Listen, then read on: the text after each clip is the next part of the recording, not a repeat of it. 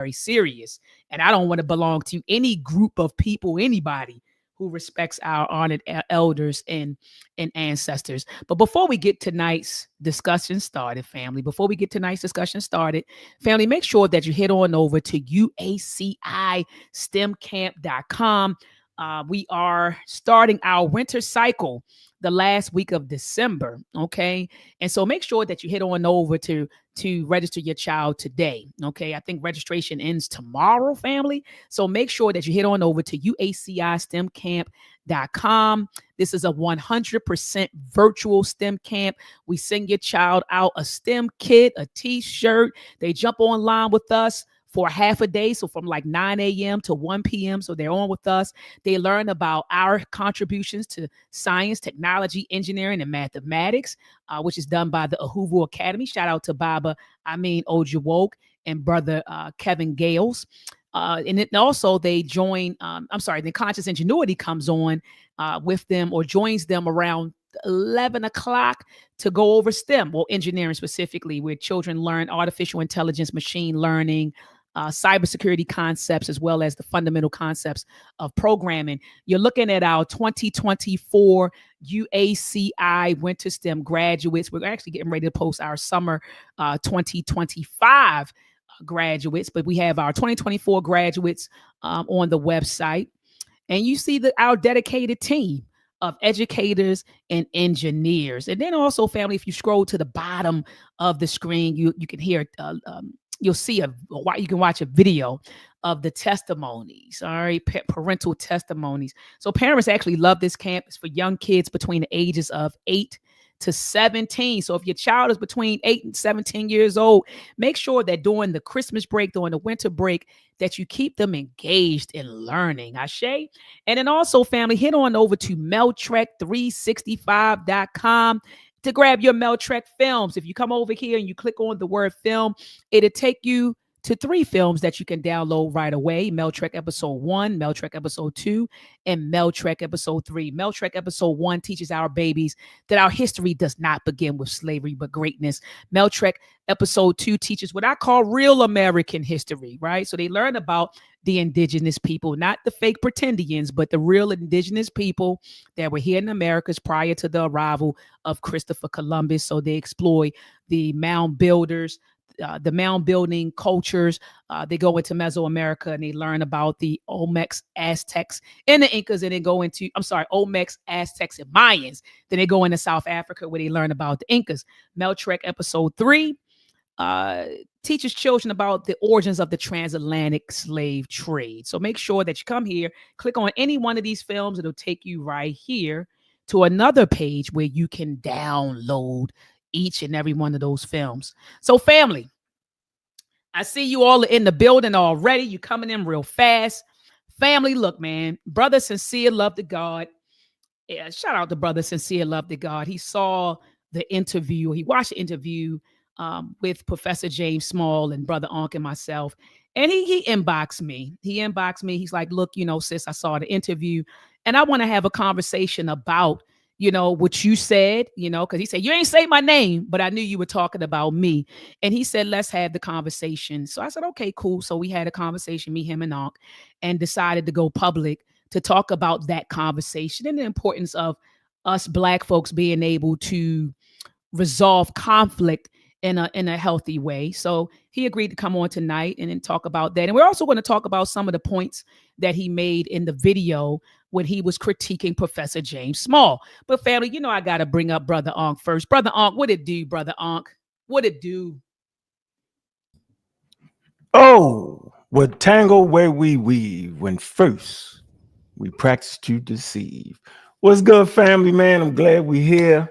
Gonna be a great dialogue, great conversation, man. It's fun, man. I watched the two gentlemen's videos, and they funny guys, man. Funny guys, man. But I appreciate them coming here because it's important for African Americans. What did I say earlier? What I called? I said, what was it? You said something crazy. FBA, Foundational Black African Americans. Yeah. Yeah, it's fun. Yeah, I got them. And I'm the leader. That's what we Oh, doing. Lord. Here we go, man. Let me bring up sincere love to God. Man, sincere love to God. What it do, brother? How you doing, brother? Peace, peace, peace. I'm in the Oh, building. How you man. doing? Hey, I'm doing fine. I'm doing fine. And let me bring up Dr. Asar Winkler. Peace and love to you, Dr. Asar. How are you? Blessings, blessings. I'm wonderful. Thanks for asking. Hope the How you same. doing, Dr. Saw? Peace, I peace. see you got the funny outfit on. That's what my man said. He said you the guy with the funny outfit on. Oh, that's I'm what the it guy Who is. said with that? the Who said that? oh, my man right here to help, to back up. Funny. That's just really Oh, funny okay. I didn't know that. Hold on. Let me bring him up. Brother Dewan, don't pay them no mind. They trying to start trouble already. Brother Damn. Dewan, don't pay them no mind. They trying to start trouble already. Ready. Peace and love to you, brother. How are you? Yeah, I see Fraggle Rock over there trying to throw shots, but hey, that's what happens when you got a Nerf gun. You got to keep shooting because nothing lands. Let's Oh, go. good. Y'all funny. Y'all funny. But sincere, I want you to just kind of recap. I'm a defer to you, brother. And just to recap, um, you know, what made you reach out? Remember, you inbox me. You said, "Hey, we need to talk." And if you could just walk us back through what you were thinking, what you were feeling when you reached out, and then from your lens, what transpired when we talked on the telephone. Yes, indeed. So, like you said, I had a chance to watch the video that you did. What you guys did the interview with Professor James Small. Now, just to give the whole chronological order of everything, Mm. I had spoke to Professor Smalls earlier that day, and we were discussing him appearing on my platform on Sincere Love the Godcast, and it was supposed to be the following day. So I think that was on a Sunday, and we were supposed to have our thing the following day on that Monday. And so, he was a little busy while I was on the phone with him. I think he was picking up his grandkids or something like that was going on. So he was like, yo, I'll talk to you a little bit later. We'll get all the details hashed out. Cool. So me and Nicey had our regular Sunday broadcast like we do. And during the broadcast, people were in the chat saying, "Oh, Professor Smalls is live right now," because people knew that people were expecting Professor Smalls to be on our platform because we were kind of promoting it, and we had like a poll going, fielding questions from the community to see what questions people wanted us to ask the professor and things like that. So people were in the chat, even though that wasn't our topic. People were in the chat asking, "Yo, when y'all gonna have Professor Smalls on? When y'all gonna have Professor Smalls on?" And then they let us know that he was live on your channel. And so if you look at my video, when they told me he was live on your channel, I was like, oh, that's dope. That should be a great conversation right there. You know what I'm saying? Because you're one of the people that I had in mind when I was thinking about who could we bring on to have a balanced conversation about this. You were one of the people that I had in mind, but I kind of just let it go out of my mind because I was like, Dr. Ma'a, if she wants to have a conversation with him, she can reach out to him herself and have him on her show. So I was like, nah, I kind of let it go from there. So when they said, yeah, he's on Dr. Ma'at's channel now, I'm like, oh, that's dope. I can't wait to see that. That should be a good conversation because I know Dr. Ma'at is fair. She's balanced. She's a stomp down Pan-Africanist, but she also understands the purpose of this whole delineation movement and all that. You know what I'm saying? She stands 10 toes down. She doesn't see the contradiction. So this should be a good conversation. She should be able to explain this well and get some clarity. Right? That was my thoughts. And so then when I finally got a chance to look at it, after I did my live, I got a chance to look at it. I didn't see that balance. I'll say that. I didn't see that balance there. Like I told you on the phone, I felt like, you guys just kind of threw some softballs at the professor and let him just say whatever he was going to say about what transpired. And that's cool if that's how you decide to go about it. I didn't really have a problem with that. You know what I'm saying? It's your channel. You go about it the way that you see fit. That's fine. But then when my name came up, he brought my name up because he mentioned that he had planned on coming on my platform or whatever. The energy kind of changed, and you took some shots at me. You know what I'm saying? Because you were, I'll let you explain how you were feeling, but from my understanding, you were upset about some of the titles that you seen because we did 2 back-to-back broadcasts talking about the Professor James situation on our channel, and you didn't like how we framed the situation, and so you took some shots at me. You said some things or whatever, and I'm like, really, Dr. Ma'at? Because we've had cordial relationship in the past, respect for one another. We've chatted behind the scenes, supported each other, different endeavors or whatever. And so I'm like, damn, Dr. Ma'at, she couldn't have watched the video. There's no way she watched the video and she feeling that way. So this is a misunderstanding. You know what I'm saying? So I said, I'm gonna reach out to her. I ain't gonna go live and do a response and back or do none of that. Let me reach out to her so we could clear some of this up. And so that's what I did. I inboxed you, sent you my number and all of that. And the next day you gave me a call. You had the brother Unc on the phone with you, which, you know, I kind of understand why you did that. You know what I'm saying? You didn't understand. You probably didn't know what kind of energy I was coming with. You know what I'm saying? I'm a man, you a woman. So, you know, it's good that you have a brother there that's willing to, you know, be that protection for you if need be. You know what I'm saying? But I also feel like while me and you were trying to have a constructive conversation, brother Unc, you was being very disruptive on the phone and trying to derail the conversation and kind of low key trolling on the phone, which is weird to me. It's one thing, you know, to be a troll online, but we on the phone having a private conversation and you kind of trolling. You know, I thought that was weird. You know, to me, like I said, I understand why you was there in the first place, but I think once you seen that it was going to be a respectful dialogue, that you should have just kind of fell back at that point, because it wasn't about you. I wasn't there to address you about anything. I didn't have no issue with you about anything, but you kept kind of centering yourself, and that's how things kind of went on the phone. But at the end of the day, you know, it didn't go crazy left. You know what I'm saying? We still came to some type of understanding between me and you, Dr. Ma'at. We showed respect to one another. You acknowledged what you felt like you needed to own on your end. You know, I told you I can understand, you know, why you felt the way you felt based on the way I framed, you know, our videos and all of that. You know what I'm saying? But I also explained my full intentions and where I was coming from. And I encouraged you to actually watch the video so you could see for yourself that we actually showed respect. Even though we were critiquing the professor, we did it in the most respectful manner that, you know, I know how to do. And then, you know, you said, you know what, let's do a joint broadcast together and build on it. And so here we are. Okay. All right. And I think that what you just conveyed to the audience was pretty accurate. But a lot of you all, and I know that people say, oh, she didn't push back on what Professor James Small said. She didn't give him any pushback. Having him on, it wasn't about giving him pushback. It was about affording him the opportunity to give context and clarity to what he was saying. You know, it wasn't about me trying to debate him or challenge him. It was, hey, these videos are circulating around about you. These are clips, you know. So if you notice, and this is what I mean, and I'm not talking about anybody on this panel right now when I say this. A lot of times, and Dr. Asar will tell you, we have conversations about critical thinking and listening comprehension. And a lot of times a lot of our people, what ends up happening is we don't think. A lot of us, we struggle with thinking, let alone to critically think. And then we have very weak listening comprehension, right? And so anyone who was really listening to that will say, hey, you know, you would conclude that was my objective. I didn't say that that's what I was doing. But if you listen to my line of questioning, right? My line of questioning, and you actually understood it, then you would say, okay, this sister brought him on to bring clarity, to bring context.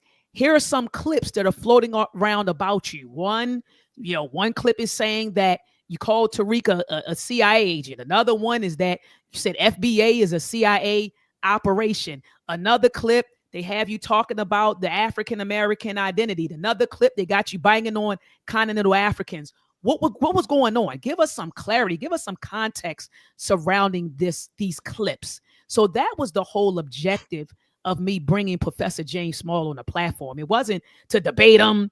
It wasn't to challenge him. It was, hey, this is what's out there about you. Can you tell us how you feel, what you think, what were you trying to get across? And that's what it was about. So it wasn't, I'm not bringing on the elder to be combative with the elder or to be, I'm not doing that.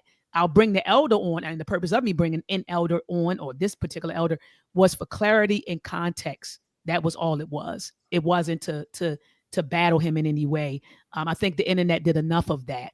Actually, over the past couple of days, with the amount of videos that I saw circulating about Professor James Small. So I do agree with you that whatever, how you describe the conversation, that's exactly, how it went. Brother Unc, what are your thoughts? Can you weigh in on what you were thinking transpired when we were on the phone? Yeah, they call me Bobby Rage Beta. Here we go. Super troll. Because I'm thinking these two brothers' conversation, they trolling us the whole time. They got to be trolling. They got to be rage baiting us when they say that African Americans, right, ain't who they really is, and that indigenous black people was here first and didn't come from Africa. I'm thinking y'all trolling. So the conversation we had was very lighthearted and very fun. You just a little bit too serious, Sincere. You real serious, right? But at the end of the day, you should get more serious with your studies. It's not hard to figure out who African Americans are. So in that conversation, I'm only doing what y'all doing. I'm bringing the same energy everybody bringing me. So when y'all online making up stuff about who African Americans is, I'm saying they got to be trolling because it's a click away. Seriously. So that go for both of y'all. Y'all trolling us all day, every day. Every broadcast y'all do is filled with misinformation. Now, Doc, she like to play the game. I'm not doing none of that. I don't play the game. What do you mean by play the game? I'm saying like it's some like they out to get what they want to get. So I just like to get straight to it. What they want to get to is to prove the FBA is some kind of standard in academics and will give us clarity on who we are, and we better fight back. I'm saying that's nonsense. That has nothing to do with our friendships, how they're going to develop. But I just like to get straight to the point. You know what I'm saying? Sincere, listen, man, we cool, bro. This is just a conversation. When we was on the phone, bro, I was doing what I felt like I needed to do. You came off with the little tough guy energy a little bit to the sister, right? And now I understand that you just a serious dude until it comes to them studies. But your conversation, you serious, you wasn't disrespectful. You was a little bit, you handled her a little bit rough for me. So that's why I came the way I came. That's all I'm saying, bro. So yeah, I like to have fun. My man in the bottom left, he really like to have fun. He said a lot of stuff. So my conversation today is going to be what you just said. I said though, didn't say that. I'm gonna go through the clips. I got y'all clipped up. I'm gonna speak through the clips. Okay. Yeah, okay. That's what I'm at. And then let me say this. I don't know what you mean first and foremost about playing the game. That's the first thing. No. You do the right things. What I'm saying is, I don't know. Yeah, I don't know about that part. You talking about playing the game and all that? No. I'm saying everybody can't be an ad. Let me change the verbiage on that. I'm saying you're cordial. I am. And that's proper to do. I'm saying I'm not cordial. Once everybody has said everything out their mouth, after he didn't beat up James Smalls for an hour and a half, he did it respectfully, but he beat the brakes off of James Smalls. So I'm not going to sit here and act like he didn't do that. He did that. Well, I didn't never say that he didn't do it either. Right. So I'm just in that. I'm in that mode. I ain't yelling. I ain't screaming. And I just want to get straight to it because I heard both of y'all said I heard it. So I just all right, well, I want to say this though, but Brother Sincere, you said I owned it. Will you let the crowd know that you also own the fact that you put Professor James Small's image on a thumbnail and you put in quotes, FBA equals CIA operation. And you said initially you thought that you put a question mark. And I said, no, brother, you actually have his thumbnail. You have a thumbnail with his image in it.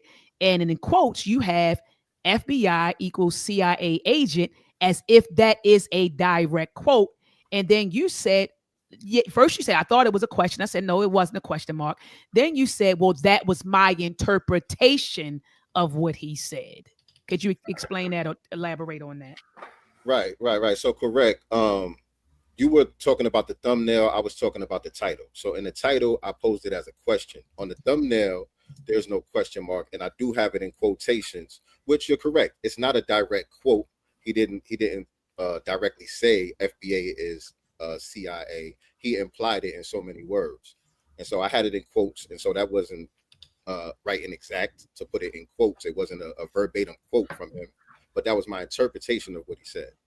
Okay. All right, brother. Brother Dewan, what are your thoughts on everything? Because I did hear Brother Sincere said that you did a reaction video.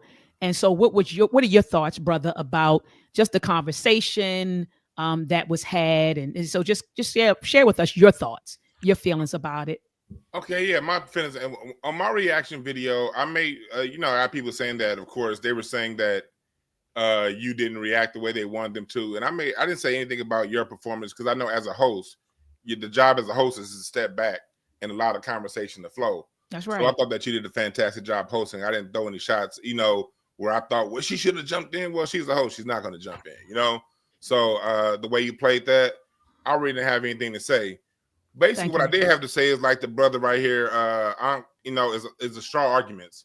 Like you just saw, even just now, in this intro, he's trying to say that I'm saying that we're not African, we're FBA instead. I said none of the sort. I said you got to trace your own genealogy and your own family lineage. There are people who come from Africa. There are people who are indigenous here. Everyone is telling the truth. But what happens is, like, my issue was during the reply, I was throwing in star arguments, post hoc ergo propter hoc fallacies. He was throwing in every fallacy you can throw in, and he's throwing a fallacy out there and saying, I'm going to talk about the fallacy, not what they said. And then the whole situation about us not being able to read, we don't know our history. I can literally name 15 ancestors by name that was here in 1668. So I don't, and the full genealogy and everything to go along with it. Pete, my ancestor John Smith, PG County, born in Prince George's County in 1640. So when I heard the straw arguments, that was more so my issue when it came to the FBA, because when it comes to FBA, look, I'm the kind of person, Tariq can defend himself. He do a great job defending himself. Always, he does. My job ain't to defend Tariq. My job is to stand up for who I am. And I don't really get into the verbiage FBA versus ADOS versus it. Whatever people want to call themselves, even if people want to call themselves African American, I don't care. It's not my problem. You call yourself whatever you want to call yourself. But when it comes down to the lineage of FBA, the whole trying to group people as following Tariq Nasheed, and Tariq got these people under a spell. No, Tariq ain't got me a spell. One thing I was saying was I was never that much into my family history, 15 years ago. My wife was really on my head about DeWine. You got to get in your family history. DeWine, you got to get in your family history. And so I had already started studying my family history. So when Tariq started with the FBA thing, it was almost like right on time, because I'm thinking like, yo, because I used to call Africa this, Africa that. And then I was like, hold on. My great granddaddy invented the automatic railroad crossing. Every time you get to a stop sign and that arm comes down because the train is coming, my great granddaddy invented that. He got the patent for that. That was stolen by these crackers. You know what I mean? My roots are here. Like he talked about scholarship. One of my cousins wrote a book about my family leaving Northampton County, Virginia in 1835 and moving to Indiana as free Black people. I have long histories of my free Black family, also my enslaved Black family. Now, if someone wants to go all the way back to Africa with their family lineage, that's fine. Again, I have no issues with what nobody says. But when it comes to the FBA thing, people like me, and I'm someone that people come to on my YouTube channel to hear this kind of information, my point of view has always been, look, I've just broke it down to a logical question. Which ancestors are closest to me? The ones I knew or the ones that didn't experience what I experienced? So my point of view on FBA/ADOS or whatever acronym you want to give, right, is tuning in to the ancestors that were here. You know what I mean? That were born here, that were raised here, that went under the trauma here. So I hear someone saying, "Oh, they stupid, they don't know how to read, and they following Tariq Nasheed." That's giving Tariq way too much power. It's like he put on a certain notion, but that notion was something people like me were already on, based on my own family lineage, based on me making a choice. I don't like so far. I can't trace anybody to Africa yet. I'm not saying that Africans don't exist, but I have in my genealogy, I have hundreds of ancestors, hundreds with an S. None are from Africa. All of them here in the United States of America, on paper back to the year 1640. So when I hear, my thing is, I allow people to be who they are, and if people want to claim whatever they want to claim, but when you try to group everybody and throw out a straw argument and say that's what these brothers are saying, Okay, that works on stupid people. It don't work on me. And that's basically what I was what I was saying in my point of view. But outside of that, people have their own way, and I'm not here to tell anybody how they should think or shouldn't think, or one thought is one ideology is more dominant over the other ideology. People got to follow their own conviction. People got to follow their own lineage, their own paperwork, and their own information. Well, brother, I think that was beautifully said. And I don't disagree with and let me say this. I don't disagree with us wanting to trace our family history. In fact, that's why I kind of cut my camera off.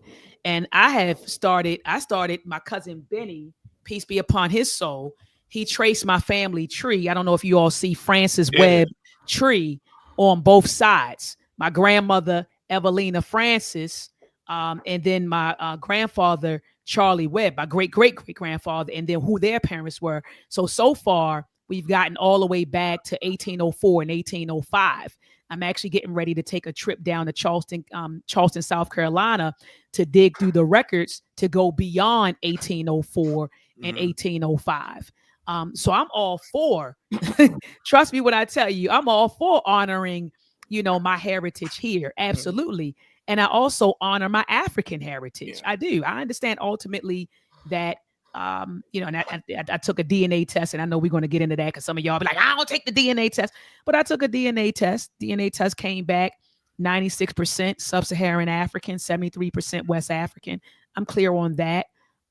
Trace my mitochondrial DNA back to the Bamileke people of Cameroon. My father's Y chromosome goes back to the Yoruba people of Nigeria. Now, this is DNA. So far, the African American lineage goes all the way back to 1804 and 1805.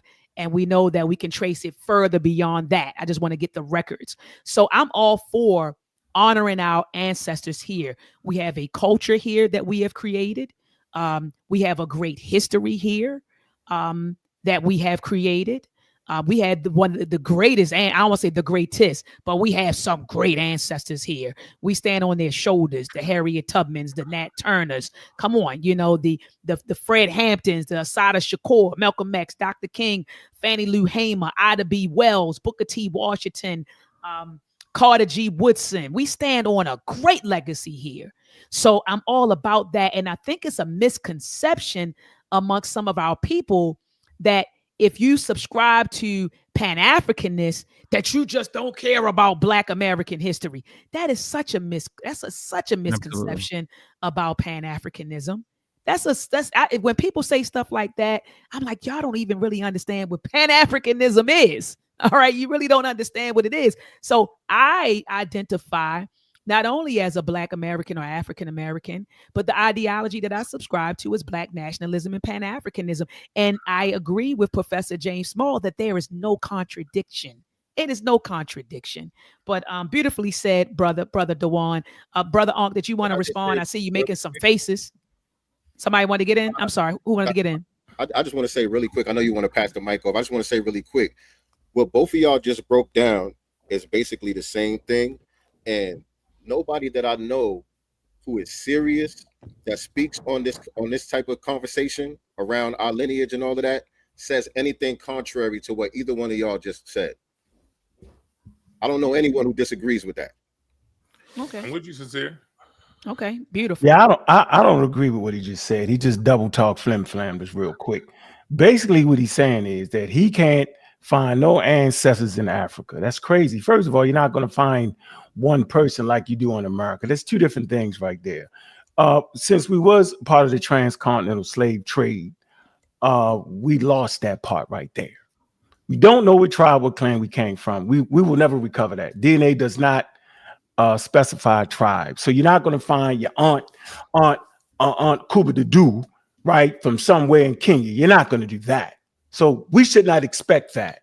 What I'm saying is, you can find records to when they got off the ship. So I didn't cut you off, though.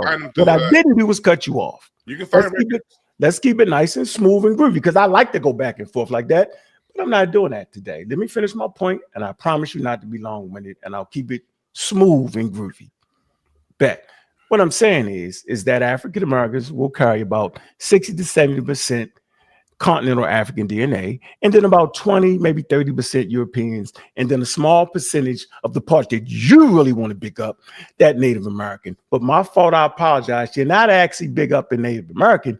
You have this wild concept about some indigenous Black people that does not exist in the Americas. I'll rest my case right there. So I have a question. One of my ancestors, his name is Abraham, and on the records in 1715, he was born Abraham, man of color Scott, and he married Joan, a Native American Potawatomi Took, and the Potawatomi tribe goes back for thousands of years here in America. So if I have a man listed as as man of color, who none of his roles show anywhere that he was imported, because as a matter of fact, he was born in Prince George's County.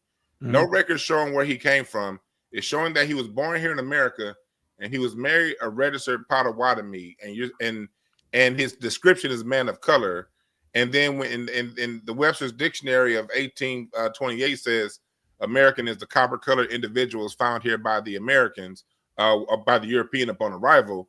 When Ben Franklin in 1751 say the people of the America are part tawny and swarthy. These things, we're supposed to just discount that? Like, I mean, from both family history and also from written history, the description of an American was copper colored. And so what am I supposed to do with that information? Dr. Saul wanted to get on that too. He wanted to get in on the action too. No, I mean, I'm just wondering with that question. I mean, I think when we look at these things, we have to really look at what we're saying here. And I think Unc is right and exact. But I want to introduce some nuance, and I also want to introduce generalizations versus what is typical. So my question is, do you believe that is the norm, or that is the majority of the population, the people you call FBAs, that is their historical lineage, and they didn't have any type of African, let me say that most people didn't have African ancestry before now? First off, my question wasn't answered. No, I'm saying I'm asking you the question. I want to answer his question. I get your point. Real quick. So no, Africans that was brought from Africa did marry into some indigenous tribes. And you have every right to pick up your 1.2% ancestor all day, every day. You can go ahead and dig up, you can pick up the toenail. Go ahead. It's all good. Not mad at you. Hundreds of I'm just making a point. I'm trying to show you that the Negro married into some indigenous people family. And I'm saying you're well within your right to do that. You can big up that. But don't get it twisted as if I thought you was trying to say that particular guy was some kind of way. And see, when we hear copper in this space, we know that there's some flim-flammery going. The copper color, like that's full of nonsense right there. So when you say that, it's triggering. So my answer to you is that person that you're talking about married into an indigenous native population having absolutely nothing to do with indigenous Africans. That's what I'm saying. What I'm saying is, when I trace Abraham, man of color, Scott lineage back, I can tell you his parents was born here. I keep going back, and I see people born here in America during the time of the colonial period. No records showing anyone got off any kind of a slave ship. As a matter of fact, Francis, man of color, Scott was never even enslaved. He was a free man in 1715. And so that's why in my family, I have so many records, because I have a half on my mom's side. I have so many people who were never enslaved. Now, I agree with you though. We all agree with you on that. But hold on, I want my question answered. I want you to answer my question. Do you believe that is the majority of people that call themselves FBA's lineage story? I believe that first. I tried, like I said before, I say everyone got to follow their own. But when I look, I'm answering your question. Yes, I do believe a lot of Black Americans have that story. I said majority. I said majority. I want to know if that's the norm. The majority. Less than 400,000 people were imported between 1619 and 1808. Less than 400,000 people were imported. So my opinion, is yes. Most people actually have this story if they actually go back and look up their history. So you That's my believe? opinion. I don't know. Okay, I know I can't say for sure. Okay, so you're under the opinion that most of us here was never on the African continent. That's not what I can't say No, I'm never. asking, that. I didn't say never. Look, no, I'm Human beings asking been around real for- genuine questions here. No, I'm giving you a genuine answer. Yeah, I'm I'm talking giving you to a genuine answer. the brother in the right hand corner. I'm giving you a genuine answer. There were 600, like we've been Homo sapiens for over 150,000 years, probably longer than that, circumnavigating the globe. I'm sure at some point somebody lived in Africa. No, I don't know. There you go. We got him. There you go. Yeah, you're done with that and that's where I delineate. You know, Yeah. I delineate from that mindset. And what I also want to posit, just my opening is what mindset? What mindset, Doc? Be clear. Can you clear that up? You said I delineate from the mindset. I'm coming, Doc. I'm coming. The mindset that FBA is not ideology, and FBA to me, FBA is an identity. It is an identity with an ideology put behind it.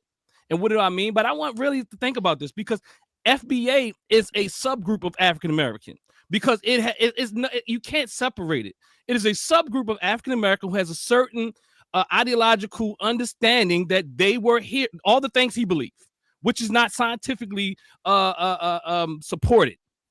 So all those ideas, and then also on top of that, the part that I disagree with the most is that we can act like we don't know all the throwing your rocks and hiding your hand stuff that's going on. But if you act like that doesn't exist, you can say, well, most of the people that have sane minds don't say these things. Well, if there's a lot of them and they all represent FBA, and if you and they have these same old talking points, which is a part of their ideology, and like Brother Uncle saying, it's slippery until you start asking questions. So you ask the questions and let them.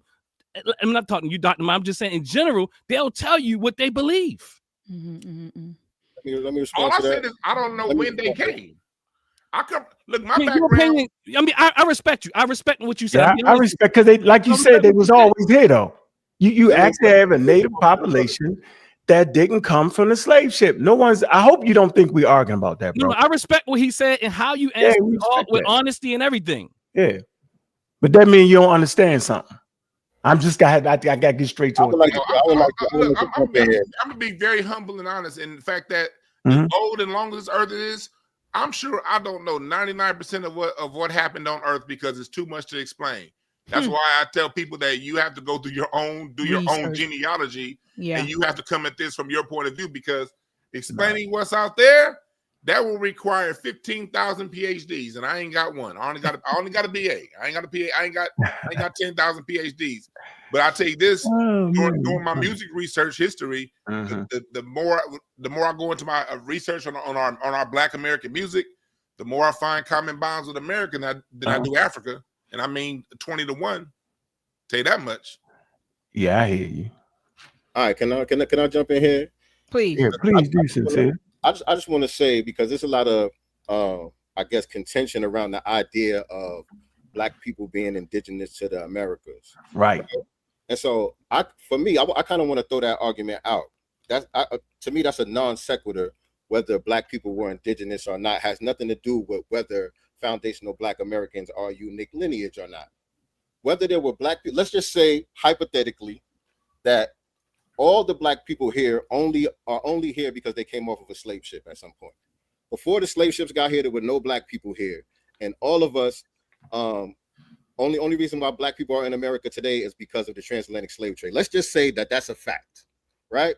We still had an ethnogenesis from then till now, where we became a new ethnic group, where we're not just the same culture, heritage, historical, experience as the rest of the diaspora. We still are a unique group unto ourselves, and that's all that we're saying when we say FBA. Now, you got some people who do the history and get into the indigenous part and all of that stuff, and that's fine. But I'm saying, regardless to that, we're still a unique ethnic group, and that's all that we're saying. And since he loved the God, I just want to say this: none of us on this panel disagree with us being a unique ethnic group with a unique culture and a unique history. So nobody's on this platform is disagreeing with that. That's why I say y'all trolling. That's all Because that we're the experts say exactly what you just said. We are ethnogenesis. but that's You all get my that point, sincere? Sincere.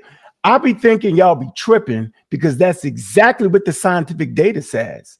That African Americans, right, have different signatures in their DNA than indigenous Africans. So you can take an indigenous African and take an African American, map their genome, and say that's the African American and that's the Nigerian. Just like that, easy work. So why would we? Remember, Doc, I said earlier, why would we even doing this? They got to be trolling me because I don't care what you call yourself. But when you get into the scientific studies and the pseudo-scientific history of something, that's when I gotta say, hold on, bro, because I'm charged with teaching a generation of African Americans, right? Scientific literacy. Ask about me. That's the leader right there, Dr. Oyamayat.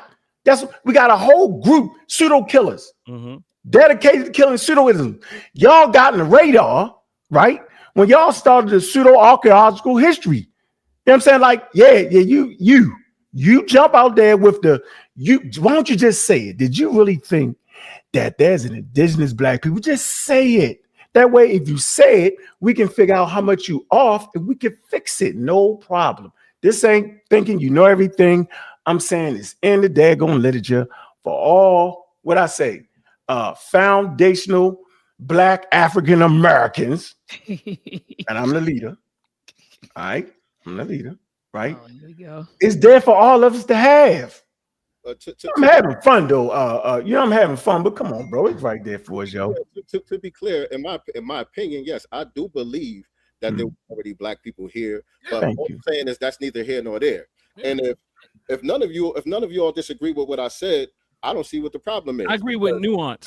That's really all that anybody is saying. No, I agree with nuance. See, the problem is I have no issue with any of that, even your belief system. If it, whether or not it's scientifically accurate or not, if you want to believe that African Americans started here, have it. But my thing is, there's other parts of the ideology, and we can't just throw it away like you said, dear brother. We can't just say throw it away. See, again, that's hot. That's hot in your hands and throwing rocks. Not necessarily you, because I do believe that sincere has some sincerity. And the reality, but what I'm saying is there's other people out here, just like my dear brother, and I believe he's sincere in this conversation. What I'm saying is we can't act like these stories aren't being narrated because they're trying to not just delineate, but to say we're not African at all. And there's nothing that you can do to prove that it goes against all scientific thought, all scientific evidence. It goes against everything. So everything that people say, even though you might not say it, they're saying it to build an argument. Nothing is being said that is not political. This is a socio-political movement. Can you put an address on that? Who says that? Who says what? Who says that none of us are African? We never ever been to Africa. There's too many people to say that, brother. I'll tell you who says that. I'll tell you who says that. Dane Calloway says it. And Dane Calloway feels the same way about FBA that you guys feel about FBA. Right. How about that? But that's FBA, my homies. I can go call my homies out if I wanted to. But I'm saying you I heard Dougie Diamonds even. Let me call Dougie Diamonds out. All I'm saying is let me call Dougie Diamonds out. Dougie Diamonds says, look, my grandmother told me I'm from here. This argument happens all day. You know, my great aunt, she said we was here. Like, you got to tell me that you black. heard this. What I'm saying is Cherokee foolery. You have got to have heard this foolery. And what I'm saying is, look, the only problem I got is you're acting like you don't hear this stupidity. I know. And if you act like you don't hear this stupidity, I start the question. We cannot act like, look, Tariq Nasheed, I'm not as kind to Tariq Nasheed because I understand he's a mastermind. And look, we can't act like Tariq Nasheed doesn't say these points and people are parroting it. I never heard Tariq say that. I never heard him say what? Never heard him say what? You guys, that's the part that's part of the reason why I was tripping on my show. I was like, Tariq and Dane Calloway don't get along. You guys don't get along with FBA, but Dane Calloway is the one that says we were never here. No, I'm telling you, Dane Calloway is. I'm saying, but he doesn't like the whole FBA. He feels the same way about FBA and the delineation movement as you guys do. So Who you you talking guys about? agree with Dane Calloway, but Dane Calloway says that we've never been here. Us, me, I'm saying I don't know when we came. Whatever I'm it not saying takes. we don't. What I'm Dewan, I saying don't is- agree. Dewan, I don't agree with Dane Calloway. No, I not hope you. you I'm not okay. saying these two are saying that Now- everything that's said about FBA is everything Dane Calloway says about FBA. That's all I'm That's saying. not I true, don't know. Dewan. I don't Who listen are to you Dan listening to, Calloway. homie? Right. Dewan, listen, Dan Calloway, we caught him. He run from me 100 miles an hour. All Well, I'm he don't want may to talk be to me. arguing with. Listen, I am listen. saying- We've been finished his career. I can't believe people be listening to him. All I am saying is Same you thing. cannot act as if Look, there's no, brother's name? a lot of Assad? look. I'm on It's internet all Assad. day. That's Assad. I'm on the internet all day, and what happens is there's variation of this thought, and there's some people that say we've never been here. Some people that say, well, we had an ethnogenesis. It's a variety of babble that's going on. I mean, it's a whole language that comes with this identity. My argument is this is an identity with an ideology, is not this pure lineage. And if you act like it isn't, then this is my question. This is what I'm questioning. You cannot say it doesn't have a ideology. It does, and that's why it would never be all African Americans. I mean, people know what African American mean when they say African American anyhow. Not true. Well, That's not true. well, I do think there's some nuance there, but for the most part, African Let American. me for the most speak on part, that. Let me for speak the on most that. part, Okay. for the Let me most speak on part, that. when people say African American, they're talking about you, Brother Unc, Dr. Maya, and my dear brother on the bottom. If that's true, then how is it the case? And this is a fact. How is it the case that the guy that just became elected the mayor of New York City, Mondami or whatever his name is, how did he get into school registered some type whatever scholarship he had as an African American? He got in on the African American scholarship. How did he do that? I didn't say that. I said most people I when can they explain think it. about, I can explain it. but when most people think about, Listen, the reason why no, that's a different argument. That's a different argument. What I am saying is, it kills what you just said. You just said it's already understood what an African American is. no. But I yet- said, hold on. clarify. Hold on. Let me talk. I said most people. I said most. Let's qualify this. I said when most people hear the term African American, they think of you. Okay, and that's how the finesse works, though. Because a lot of times when we all this time when we heard the term African American, we thought they was talking about us. We didn't think they was talking about Mondami. Now let's debate that Or point though. Elon Musk. Right. Yeah, We right. didn't think that all these other people were included. Well, let's debate So that listen, point first though. Hold on. Let me explain. So this is how we came to the delineation. This is how we came to getting real specific about who we're talking about. This is why the term foundational. Are you debating my argument? This is how. No. Are you debating my argument? If debate my argument, then go on and teach. I get it. I'm not disagreeing with you. That's what I'm saying. You're saying something for nothing. Are you saying that most people who think about African American, the term African American, don't think about you? You got to debate the argument. Thinking this is about business. This ain't about Right. Oh, okay. Let me clear this up real quick. Let me clear this up real quick. The mayor from New York City got to cosplay as us under the term African American. No, hold on for a minute. He The doesn't mayor, come from our lineage. They will Hold on, then hold on. at FBA. hold on for a minute. The mayor from New York City, right? Or let's just take a Nigerian, right? Basically, they could never ethnically be an African American, and nobody debates that. I'm gonna say it again. Ethnically, they do not have shared experiences, and they did not come by way of the slave trade. This is an academic document. This is in academics. So anybody that's going to give you reparations, they know this.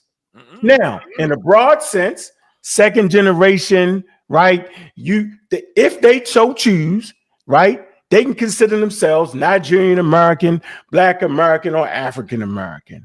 But ethnically, I'm gonna say this it's got to be important. They can never be considered African Americans, and nobody's that crazy to consider them that. I think that's an important distinction here, and I never hear y'all say that. Let me ask you a question, based on what you just said. Are you that's saying? real. I want to be clear that I'm understanding you correctly. Right. Are you saying if tomorrow they said, okay, we're going to give reparations to African Americans? That's right. Are you saying if they did that tomorrow, Right. then Babatunde wouldn't be qualified under that term right there? Because they're going to make you submit your DNA, and your DNA is going to.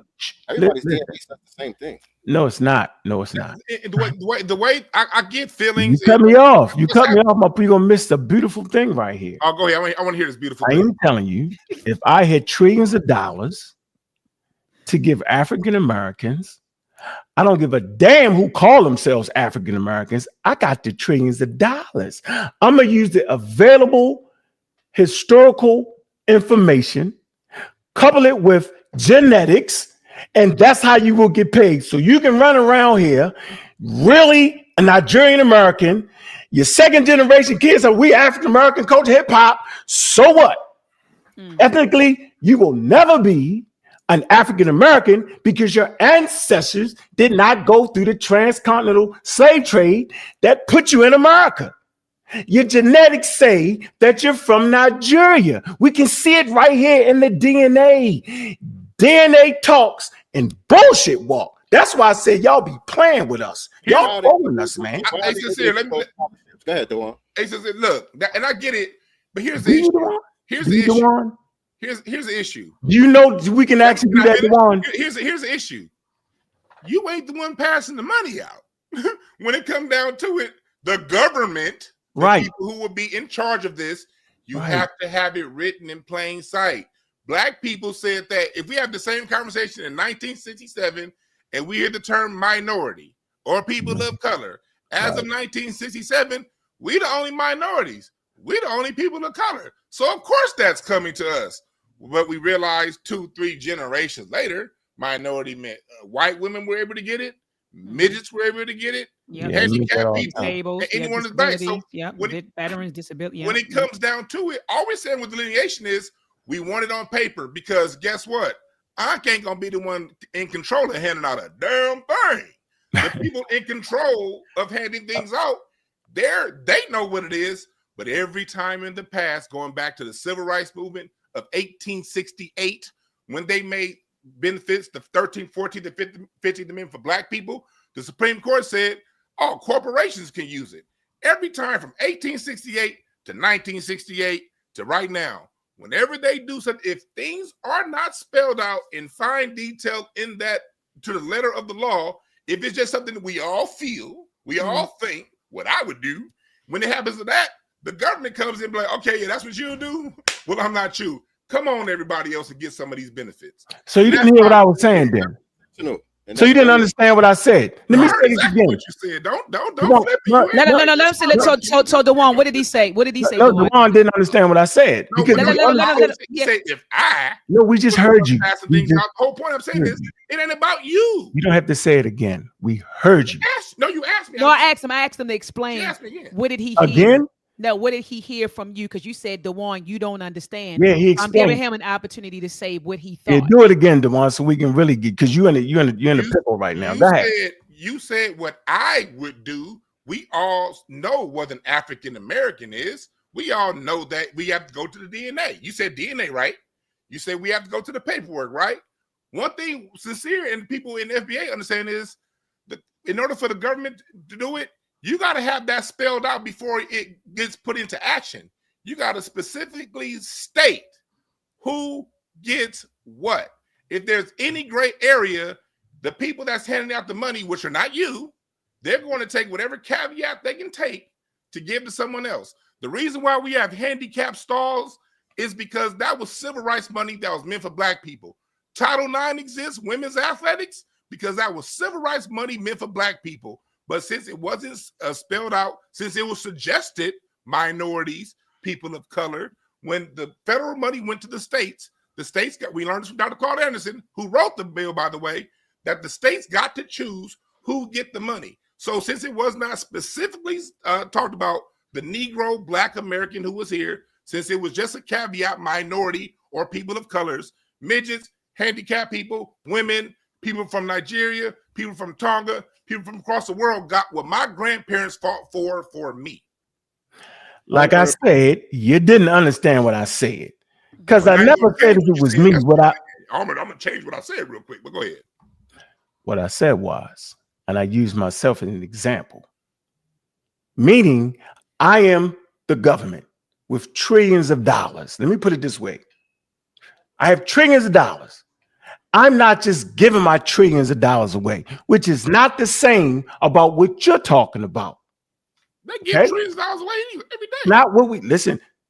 What I'm saying is they're going to have a method for calculating who's who. They have it. In the 60s, they didn't have that. That's not the same conversation with minorities and women and all that. You conflating the two items. That's a whole different thing. Where I'm from, we call that flim-flamming.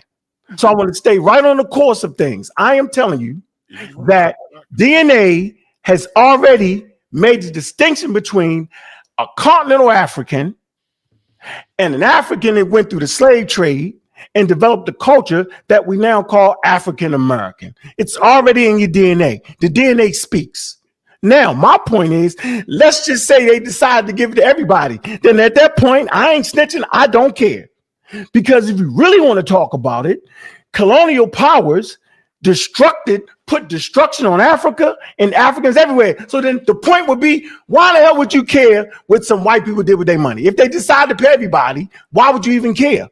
They ain't taking no money off your plate. There's these two parts I don't understand. So listen, man, they broke law. Yeah, they did. They broke law, bro. Right? Listen, they kidnapped us first. You got to kidnap a person to enslave them, which is illegal. Kidnapping is illegal in the Bible. Kidnapping is illegal in Rome and Greece. Slavery is legal in the Bible, and slavery is legal in Rome, and slavery is legal everywhere.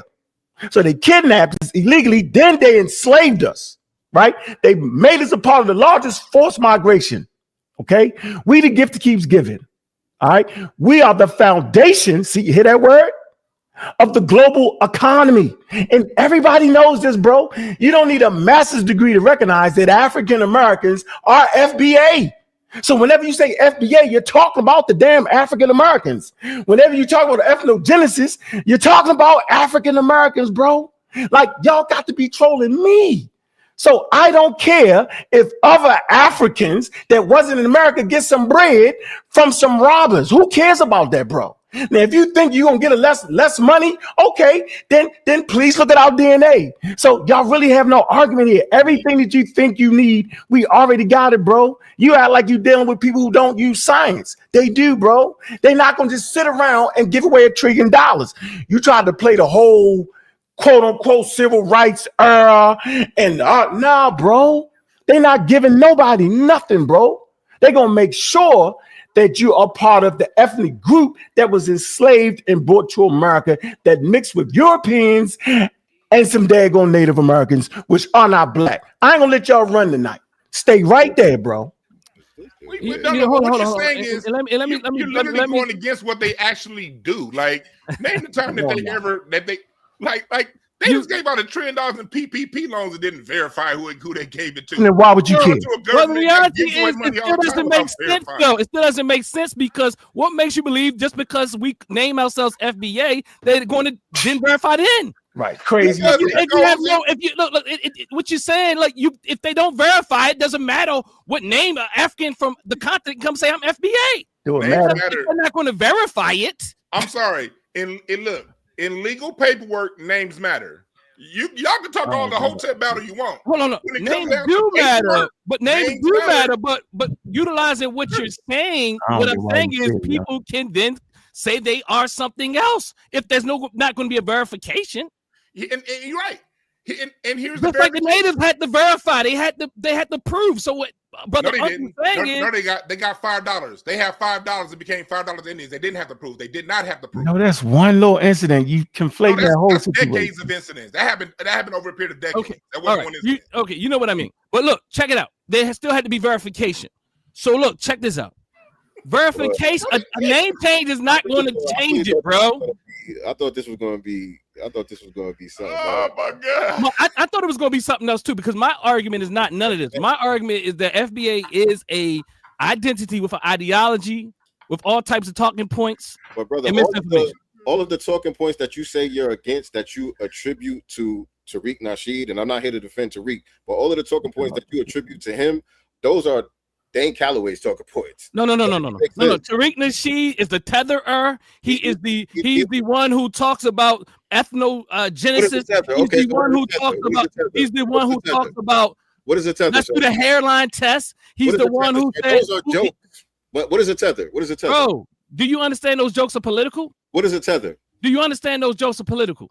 What is a tether? Bro, I know what it is. What is it? What is it? From what I've looked at and heard from your ideas, one who is not from this country, who is benefiting from the what? You say no? Go ahead. What is it? Brother Dewan said, who is benefiting off of what Dewan is saying African would do or Caribbean would do and get our benefits and things of that nature. One who will cosplay as an African American or FBA. It's almost like you're trying to delegate and save white people money or something. Am I tripping here, yo? It's like y'all trying to save white people money. Dewan was saying no, then he said yes. So he go ahead, Dewan. So what part did he get wrong? Dewan, are you trying to save white people money or something, yo? But I want to answer this question. Let him answer. I mean, is it me, yo? I'm sitting here listening. They fighting over white people money. Hey, brother, the main character syndrome got to stop. It's not about you. We trying to have a discussion. It's about me. It's about what I'm saying. Y'all sitting up here trying to save white people money. I want to answer that. Yeah, answer that question. Why you save white people money? Make sure you save them some money. I want to answer that brother's question. Strong arguments don't work with me. But I want to answer that brother's question.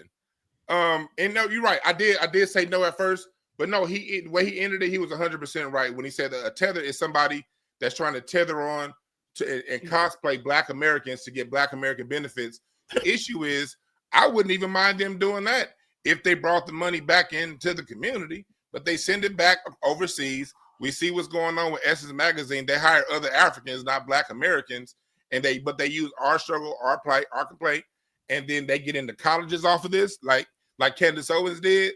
They get into colleges off of this. They get jobs off of this for the states where affirmative action still exists. So this is a policy issue. Like, I ain't got no issue with, like, personally with Africans or Caribbeans or anybody else. But policy wise, not all immigrants. All immigrants are not tethers. Right. People who act in this way, act Black, to go ahead and take from Black and then go ahead and say, I'm not Black when something good happens. That's a tether. People who just from another country who are down, who just about their business and make, I ain't got no problem with them. You know, the important part that was left out, is that they have anti-Black American sentiments. Bingo.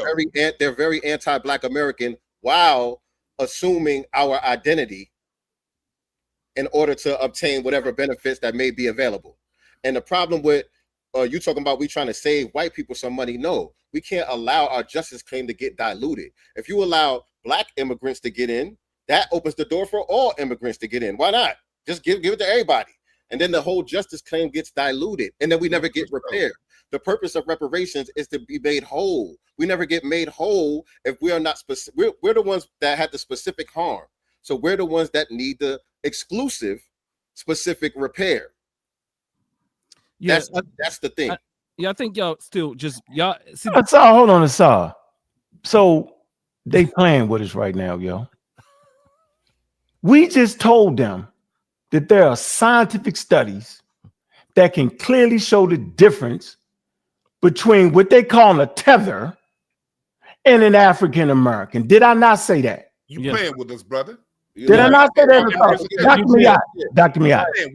Yeah, you did. That's what you said. So then why is everybody ignoring the elephant in the damn room? You just lied. The elephant in the room, man. It's not a lie. All you gotta do is do your DNA. Have truth. What he did was What he did was he used the term tether as if it applies to all non-FBA. But I wanted to have fun. Let me say this. These are the wrong two. These two brothers, I'll be honest with you, these two brothers are not the most of the FBA people you see out here. They are not. They are not. I talked to them. No, they scamming. No. It is them. It is them. Sensei, I think you partly kind of Pan-Africanist too. Are you not? Pan-Africanist? No, I'm not. Okay. Do you love Black people around the world? Yes, I do. Do you think we should come together? I think it's a good idea. I don't think it's practical though. But I mean, do you think we should come together ideally? Ideally, yes. Ideologically, just like FBA is an ideal. Ideally, I agree with you about FBA. That would be ideally, I agree with you about FBA. I know. You just gotta seem to have a problem, but you got to bug in your ass. I have a problem with what you don't. I think people don't see. See, as one who studied the mind and psychology and cults and all this type of thing, there are. What I want to say to you, brother. What I want to say to you, me, you. Sorry. What I want to say to you, brother. I wasn't finished. Okay, I'm sorry. My part. You're right.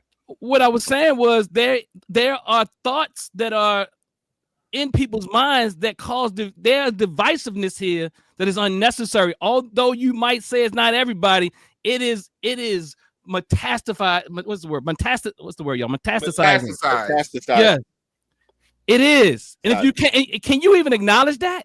What's being divided? You said divisiveness. What's being divided? Brother, look in the chat. Look, I didn't even look at the chat yet. I guarantee you the chat. Read the chat. Read the chat. Forget about the chat. What's being divided? What's being divided by our? Look, hold on, man. I'm never gonna let y'all get away with this. Hold on. Why do we keep saying that there are not scientific tools that can separate an indigenous Nigerian or an indigenous West African from an African American? You played the joke. You start talking about the 60s when the human genome wasn't even mapped out yet. All that was flim flam because it took us away from what I'm saying. What I'm saying here is you acting like that somebody that's going to spend $1 trillion won't use tools that will separate and will save them some damn money. That is craziness, bro. I am telling you that there are tools right now. Have you taken a DNA test? Watch this. Have you taken a DNA test yet? Yeah. Dewan? Yes. Okay. Put it up. I don't believe you. I don't trust you. I don't trust you. So why would I show you my Definitely shit? don't trust you. Brother Dewan, what did your DNA test? How about you, sister? Have you taken a DNA test? Hold on. Let him answer. Hold on. I'm running. No. I don't want to hit Dewan because he clowning us. Because now he didn't took a DNA test. So now he trolling. So he know what it is, but he playing. Now, Sincere, have you taken a DNA test? Brother Dewan, what did you say? Brother Dewan, what did watch you this, watch this. Hold on. Wait, man. Wait. You get mad when I clown back. You couldn't keep up. I told you wouldn't gonna be able to. on the road show. Do not let him off the road. He gonna flip flam. What did it say? What did it say, Dewan? Watch, he gonna flip flam. Watch. What's that? What did your DNA test say? Yes, when you took it. I have people from Nigeria, from Morocco, from Native America, and from Europe. So you had a combination of that, though. I got a question about that. You did 23. Hold on, Sensei. So you did 23 and me, Brother Dewan? I did Ancestry. And I also did Ancestry genealogy. And I got paperwork. You know, I could actually show you. You showed the DNA test. I could actually. I'm not. Again, I don't trust you. You ain't supposed to. I could show you where my family lived in Middle SS England in the 1505. Yeah, see what I'm saying, man. But you missed something, You missed something, Dewan. It also tells you where your people come from here in the United States. Where do your people come from? That's what Unc is saying. Unc is saying that it can trace your lineage even here. I'm from the people of the Virginian African Americans. The Virginia and also the Powhatan in Michigan. No, I'm talking about me. I ain't talking about you, but I'm talking about me. That's the original Canadian tribe, bro.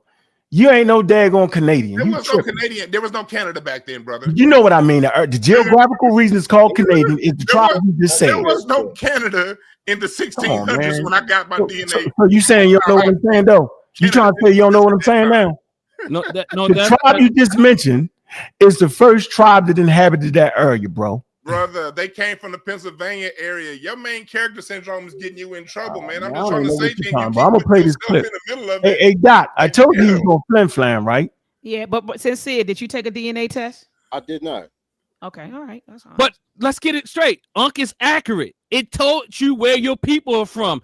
That can be done. You can call yourself whatever and take the test and prove that your people are from the United States. Here's the whole thing about it. You're trying to get us caught up in. Well, I said the DNA. Look, okay, I will give you all the DNA you want to give. Thank you. You can have everything. Thank you. I'm dealing with when I come here, because I was here as far as California reparations. I was here from day one. I drove to Sacramento. You know what I mean? I'm at the Valleys in the Leimert Park. I'm at the Valleys at Cal State North Edge, my alma mater. And so I'm here. So I'm talking about how the DNA's fine. How does this place function?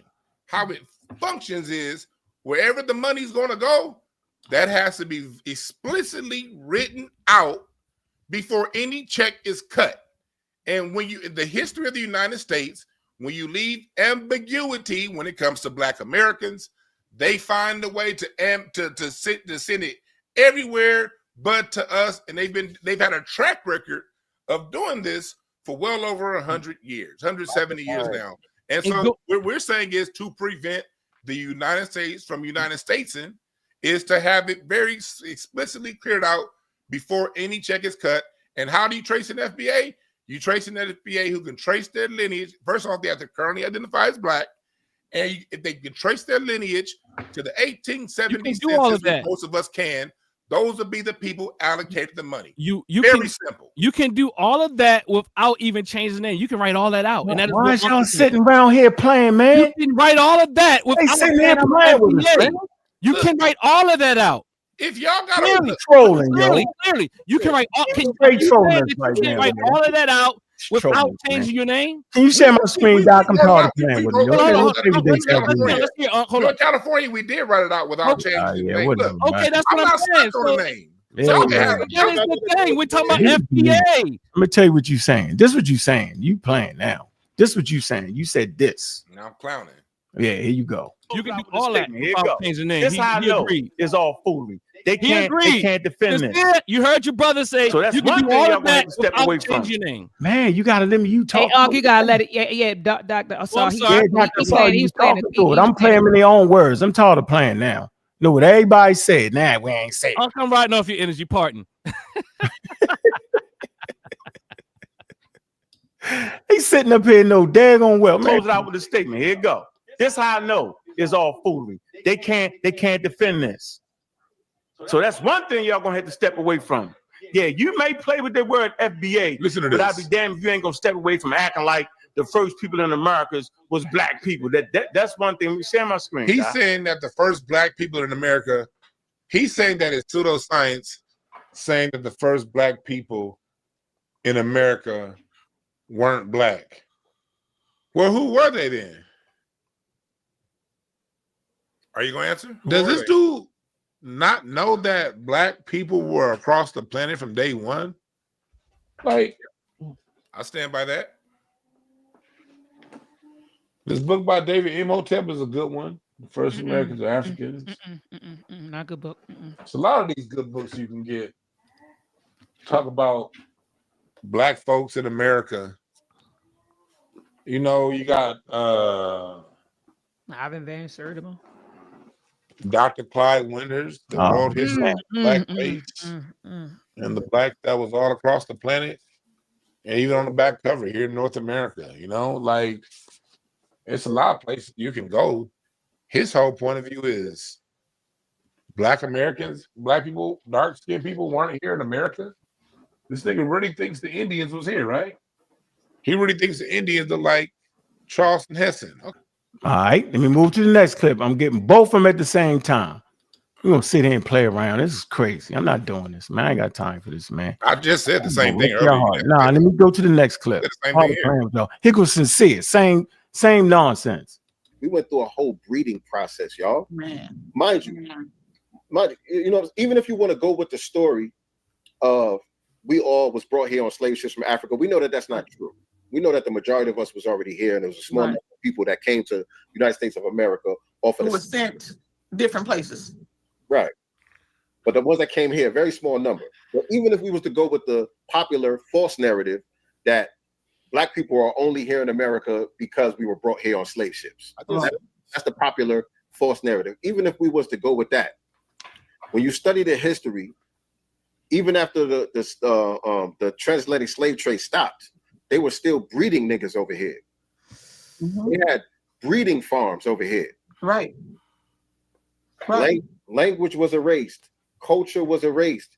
Your entire identity was erased from you. It wasn't. So you wiped the slate clean. So see now the day gonna rub and hit the road. I don't feel like hearing all that. In your heart, and in your heart, both of y'all too, in your mind, right? You deny that your ancestors came from Africa. You said it right out your mouth. When The did- supposed story of black That's people. supposed to talk Hold on, let fallacy, me brother. finish, bro. I don't know. I don't You're smart understand to none of that talk. white You're people too talk smart like for this. fallacies. I don't understand none of that. Say this. You Let me say finish my point. Let me finish my point. I don't understand because I know you're misusing it. I don't trust your ability say to this. apply You that say stuff right. I'm saying that these two individuals right here. First of all, I'm gonna make a call. We call it the litmus test. Do y'all brothers support vaccinations? Oh, That's a litmus test. Here comes another strong argument because you don't know. No. I just want to ask you a question. I want to see where you at. Dewan, do you support African American community getting vaccinated for Oh their my health and God! Can safety? we stick to? I'm not. I asked you a question. No, I'm not going to go for that. Thank you. How about you, Sincere? You've asked me. How about you, Brother, Sincere? Watch this. Sincere, right you there. support the African American community getting vaccinated. It's a litmus test around here. it's a Hey, non sequitur, sir. since y'all See what I'm like saying? calling Hey, y'all so Dr. background- Miyat, since we y'all like already calling know y'all that background we in the dealing with creed, some I'm using anti-scientific communication people. studies. I know when I'm dealing with a strong Hey, argument. Dr. I'm Miyat, not you hear my calling- point, right? See, they running.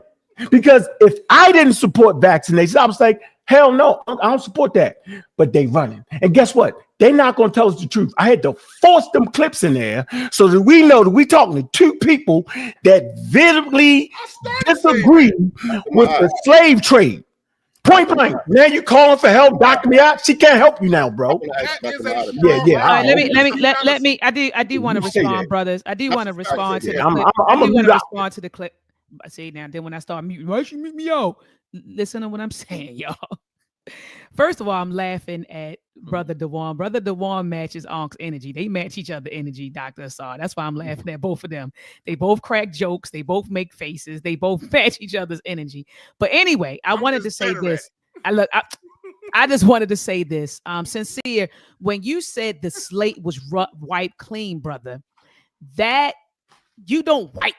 When people come from cultures and they go somewhere, you don't wipe the slate clean. You carry your culture with you. You carry your language with you. Facts. You carry your ways of living with you. So when you said they just wiped the slate clean as if we just was, you would actually agree there was this guy who went viral a while ago because he misrepresented the work of Dr. Joy DeGruy. And he said that black Americans, he was talking about us. He said we're like Frankensteins. He said white people put us together because when we got over here, we ain't have no culture. We were totally severed from Africa. That's not true, brother. That's not the way culture works. If I take you, Sincere Love to God, and I drop you off in Australia right now, right? You're going to take with you your identity, your culture, and your language, and you're going to do the best you can to survive in your new environment. And that is what happened to our African ancestors who did come over. It was no slate that was wiped clean, brother.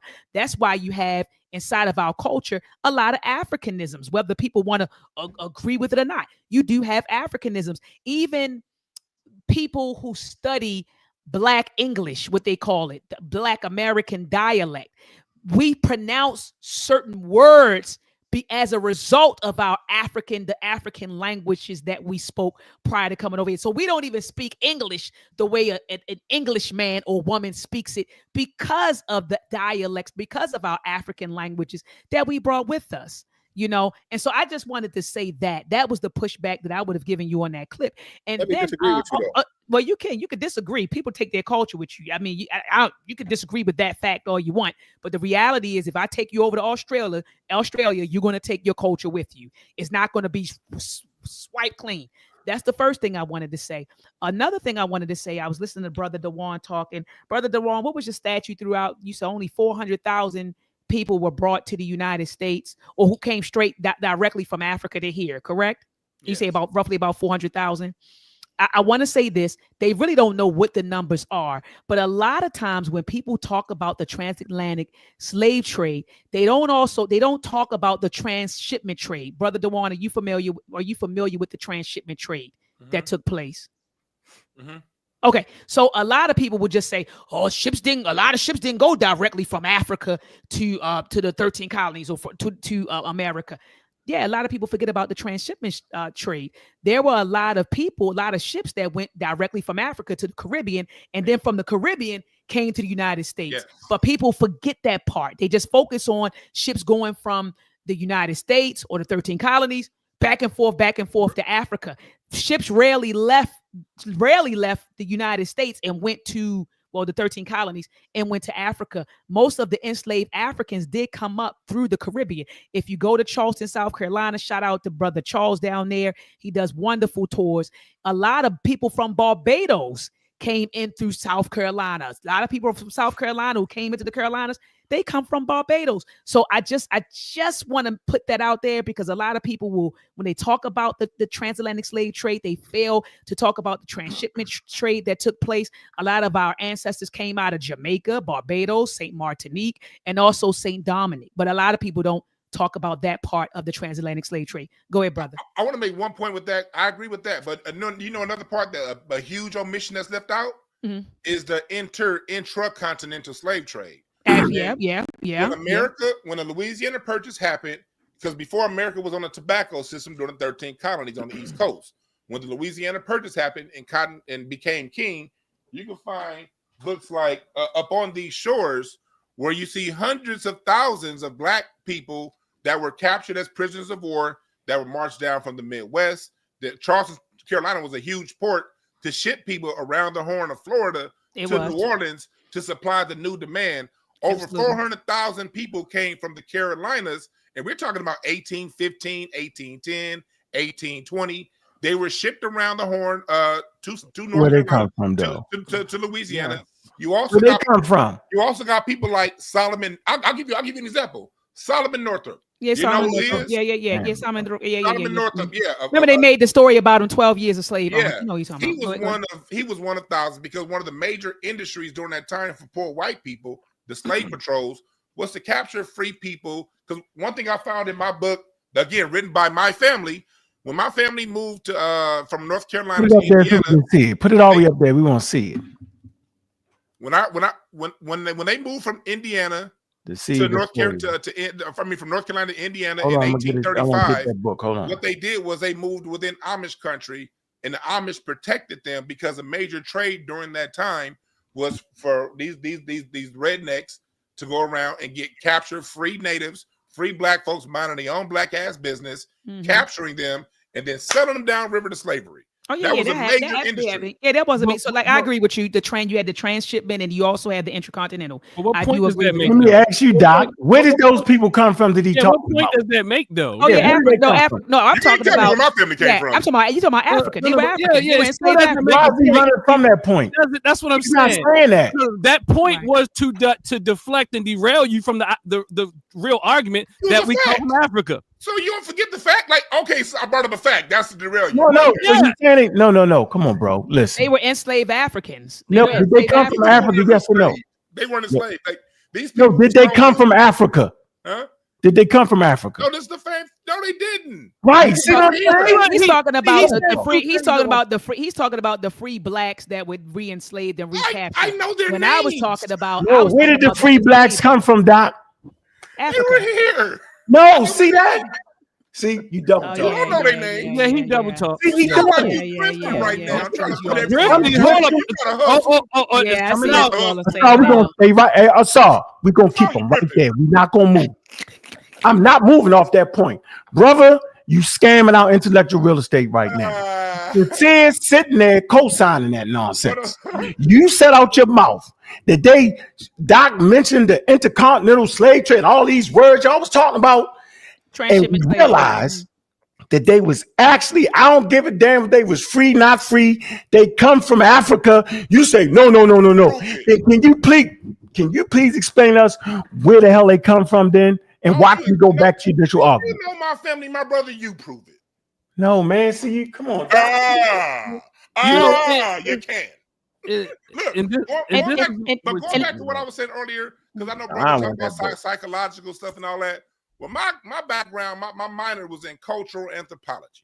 And in cultural anthropology, when I went to go to my professors and say something comes from something, I have to give at least 5 points of reference of evidence, physical evidence, linguistic evidence. I gotta prove it. I can't just say this is what I feel. I gotta show it, and it's okay. I'm not here to argue that people didn't come from Africa at some time. I said I don't know when. They could have came from Africa 10,000 years ago. There's more than 5 references that can prove that they came from Africa. Oh yeah, you can't yeah. prove that they did. Come from Africa. You don't have probably real strong references that can support what you're saying. Right? No, Why you keep don't doing know. that? Where's your evidence? No, you're trying to talk about my family. Where's your evidence? No, I'm not talking about your family, bro. You talking Brother, about people we just talked about. In America. Right, and Brother Dewan, as a cultural, you say your Bro, background is cultural anthropology. As for that No, background, he's do you scamming. He agree? ain't do that. Oh, no, let me ask you this. So, if that's your background, do you agree with Sincere's statement that when a people go somewhere else, that they are stripped of their identity and culture, and the slate is run the white clean? Scientifically, when a group of people have been on a new land for more than 3 generations, they're now part of that place, and they've developed something new. Who told you that? Because my mind is a cultural anthropology. That's what I've been studying the whole time. So what I'm saying is this: I didn't course you with your psychology. Let me. So what I'm saying is this: because at the end of the day, culture is your response to your immediate environment. You develop culture to deal with your immediate environment. If you're in the jungle, you're going to have a different culture than someone in the desert. And if you come from a jungle environment and you move to a desert environment, if you keep the jungle culture, you're not going to survive in the desert environment.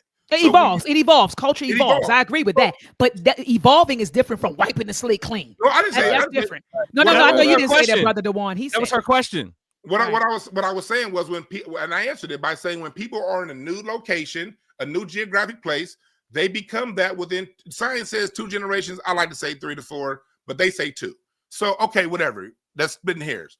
My family, I can count at least just on paper 18 generations in the United States of America. So when it comes to culture, the culture is something that my family went through a few different cultures here in the United States of America, and that's the most immediate culture, and that culture is in response to this environment. If I was still holding on to something from 10,000 years ago, you know what I'd be right now? Dead, because it wouldn't work for this environment. Not saying one culture is superior to the other. What I'm saying is what the Black American did during the Renaissance period 100 years ago was go through that, going back to Sincere's word, ethnogenesis, to develop this new culture that we have. And the evidence is this. And you could point to the what? Ethnogenesis. Ethnogenesis. You don't believe that. And don't tell me what I believe. You don't. So what I was saying, pseudo-ethnogenesis. you have Africans come, if there was whatever ties exist, when Africans were to come here, we would have common bonds. Let me give you an example. In Black American music, we count on the 2 and the 4. 1, 2, 3, 4. That is something that's indigenous to the North American continent here. In Africa, when they count 1, 2, 3, 4. Or they count on the quarter note. 1, 2, 3, 4, 1. We don't even count the same when it comes to our music. We don't use the same scale. We don't use the same. The answer is no, bro. Look. You Can do a lot. get back to the 5,000 people that you talk about that. What are you saying? You claim don't come from Africa. Disappear. It evolves. It mutates. Whatever word you want to use. Don't let them get off that point. Still vestiges of the culture does not go away. But go ahead, brother. I'm just saying. He made a point about some free people getting snatched up down the coast. Can you explain that again for us? Because we got you right there, and I don't want to move. What about them people that you claim wasn't coming from Africa, that we all know came from Africa? What about the free people you talked about? And it was what? And when was that? In the 1800s in Ohio. And what happened? And what happened? Rikers Island was literally created as a slave catching place. For who? Native American population or the population that came from Africa that had to get over here some kind of way? For the copper colored individuals that was here, what they would do is that's where okay, you get scholarship. Let's go into it. In Louisiana, to show that there were already dark-skinned people here, in order to buy yourself freedom in Louisiana, if you can get yourself freedom based off the texture of your hair, because they oftentimes couldn't tell the difference because the skin tone was the same. So they would look at the hair to decide whether one belongs enslaved or not enslaved. It's all kinds of nuance that went on. Prisoners of war, the Yamasee Wars, the Mississippian Wars. You have all kind of stuff that happened on this land that's very deep and it goes back very far. But I tell you one thing. Who was it, brother? Who was it? Who was it? Answer quite. Look, you go. I answered already.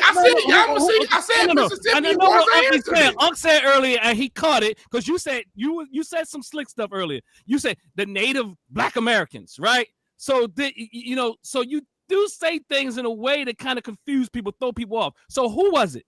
Who were these people? That is his question, not the whole history lesson. The copper-colored individuals. Who are they? Who are they? Who are they? The copper-colored individuals that were discovered. There was no one people. There were hundreds of tribes here. What are y'all talking about? That don't got nothing to do with the African Americans, though. It's hundreds of tribes here. They don't got nothing to do with the FBA. It got plenty to do with the FBA. It does not. It absolutely does not. Here. So let's change the conversation. Let's talk about the ethnogenesis. Doc, can you please explain to us what an ethnogenesis is, please? And I'm gonna share my screen because I'm tired of playing this wild ring around the rosy, acting like we don't understand what you're saying. For so long, I'm saying you got energy. No, I don't got no energy for this. Not like this. And sincere, I'm sorry. Did you want to get something off? What do you have to say? Because you think that it was black people here already. We got you on that. But let me say this.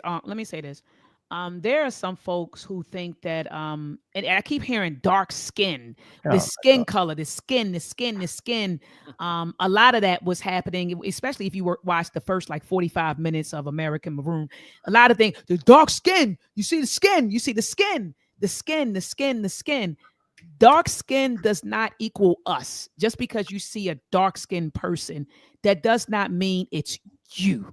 Okay, it doesn't mean that it's you and your people. We gotta move beyond skin color, right? Mm-hmm. Because you got people that may share the same skin color as you, but they're not your kinfolk, And so I just want to put that out there because we see somebody with brown skin. Oh, that's us. We see somebody with woolly hair. That's us. No, it may not be you. Like I agree with that, but the way the system was set up here and in the U.S., they were going off of skin color. That's why the Pleckert dude was taking people from native tribes and reclassifying them as Negro. That's not what we're talking about, man. We're not talking about that. Yeah, I'm not talking about that. And they use that to play. Yeah, I'm not saying that. I'm not saying that. But that was happening though, right? Of course. They do whatever they want to do. And that was happening based off of skin color. So yes. what they were saying is, you look like them niggas over there. You get over there. You belong with them niggas over there. And then we all got amalgamated into this new group that we're calling Foundational Black Americans. Yeah, let's deal with that. That's the ethnogenesis. But I still wanted to respond to Dr. Ma'at, the critique that you gave me earlier about the wiping the slate clean and all of that stuff, because there's nuance to that. Because I somewhat agree with you, but again, I believe that we have retained some of our African culturalisms here, or ancestral culture, whatever that is. Like, because like the one said, some people, his family. There's always going to be some retention there, yes. But what I'm saying is, like what the Juan B was just explaining, is, and what you kind of agreed with, is that evolution evolved. Your culture is not static. Your culture is not static. So we built a new culture here based on our environment, based on our circumstances, what we had to deal with in order to survive and thrive. Not just to survive, but to thrive. Because we became a cultural superpower on the planet. Absolutely. When you really look at it. Absolutely. You know what I'm saying? We don't just have a unique culture. We have the most influential culture on the planet. Absolutely. You know what I'm saying?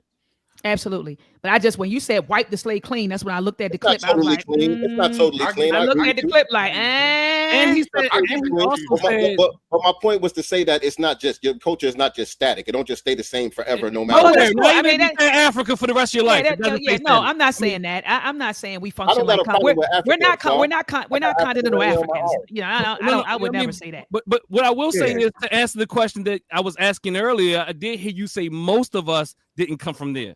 Right. Yes, I did hear you say that too. And then also saying that, why are we talking about all this? Why? Hold on. Let me finish. Why are we talking about this? The reason why we're talking about this is the very reason I articulated it earlier. Because all this stuff, all this mess, this mishmash, and Dewan has said is mishmash and it's unclear. I'm glad he says that. He's being very accurate, that no one knows really. It's kind of mixed all up and all that type of thing. But all of this is being stated to support that we have to disconnect us from Africa to some degree or greater degree. All this stuff are talking points to separate us. It is mind control and it is psychological warfare to disconnect us from our African roots. Not true. Well, I just don't like being called a Kata. That's all. This is a psychosocial. Yeah, we get. Can you share my screen, please, man? Because I'm the only one showing any kind of reality, man. Let's get to the reality of it. It's right here. It's 3 pillars of what y'all talking about. Y'all firmly agree to this. It says foundational Black Americans, right? Represents 3 groups who make up an ethnic group that will become foundational Black Americans. 1, the Black Aboriginal people of North America. Y'all clearly will agree to that. 2, the Black explorers and traders who had contact with the Americans before Columbus. Y'all believe in that? Y'all mad about this part. The captives brought to the Western Hemisphere. Do y'all agree with these 3 pillars, yes or no? I'm just asking a question, bro. Yes. Yes, thank you. How about you, Dewan? Do you agree with that? I literally said some of us came from Africa. I'm saying, no, do you agree with that, Dewan? Dewan. Yeah. You agree with it? Okay. I'm telling you that is a pseudo-scientific history. That is not the ethnogenesis of African Americans or foundational African Americans. Ethnogenesis happened in the 1920s. No. I'm telling you that there is no such thing as an ethnogenesis between the Black Aboriginal people of North America, the Black explorers and traders who had contact with the Americans before Columbus, right? And captives brought to Western Hemisphere. That's not true. 200-year gap, brother. That's not true. Let me finish my point. Let me finish my point, bro. My point is this. 20 with 1920. Hold on for a minute. Hold on for a minute. Ethnogenesis of African Americans, right, comes from a forced migration from Western Central Africans enslaved in the United States. Cultural construction under extreme oppression. Dream flow from Europeans and Native Americans. Post-Civil War consolidation of shared identity. Okay? That's where I'm at with it. This is the scientific overview of what the ethnogenesis is. And if y'all following that, y'all are promoting misinformation and bad information. Hold on. You've already stated your position. Both y'all agree with that. That is my beat. I'm not conflating anything. I am telling you that this is my contention. Plain and simple, bro. But let me bad enough, you anti-scientific information. Bad enough, you anti-vaccine. Both of y'all, anti-scientific literature. This is the craziest thing to me. The whole FBA crew be anti-vaccine. Why? It's in a Hidden Colors movie. The whole Hidden Color movie is anti-vaccine, which is anti-Black people, right? And if you don't care about the health of Black people, then you don't care about Black people. Hey, look, let me make something very clear. Yeah, I know you ran from that. I didn't do nothing but tell the truth. We're doing communication. What you just did, you just had one of the that was very, most of your fallacies are good. That one was horrible because you just took the 1600s and said this happened in the 1600s.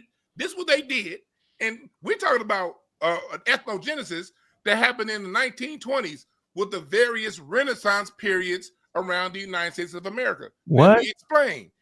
When the second great migration after slavery, there are 2 great migrations after slavery. It's crazy. The first was from rural plantations to the big cities in the South, New Orleans, Birmingham, Memphis, those cities. The second great migration was when those people in the 1920s after World War I moved to the North. And when the people from the South moved to the North, when the Delta brought its blues to Chicago, when the Delta brought its jazz to Kansas City, and then in New York, then Cincinnati, what happened was during that time, LA, Detroit, Chicago, St. Louis, Kansas City, and everywhere Black people lived, we came into this new environment. We're no longer in rural life. We're no longer in the Delta. We're no longer in our plantations. We're now in the city. During that time between post-World War I and the end of World War II, there was an ethnogenesis, and you can check that because there was a term called the New Black in the 1920s. How do I know that? My great-great-granduncle, Adelbert Roberts, was the first Black senator in Illinois state history. elected in 1924 in July 1924, and he ran against Ida B. Wells and beat her in 1928.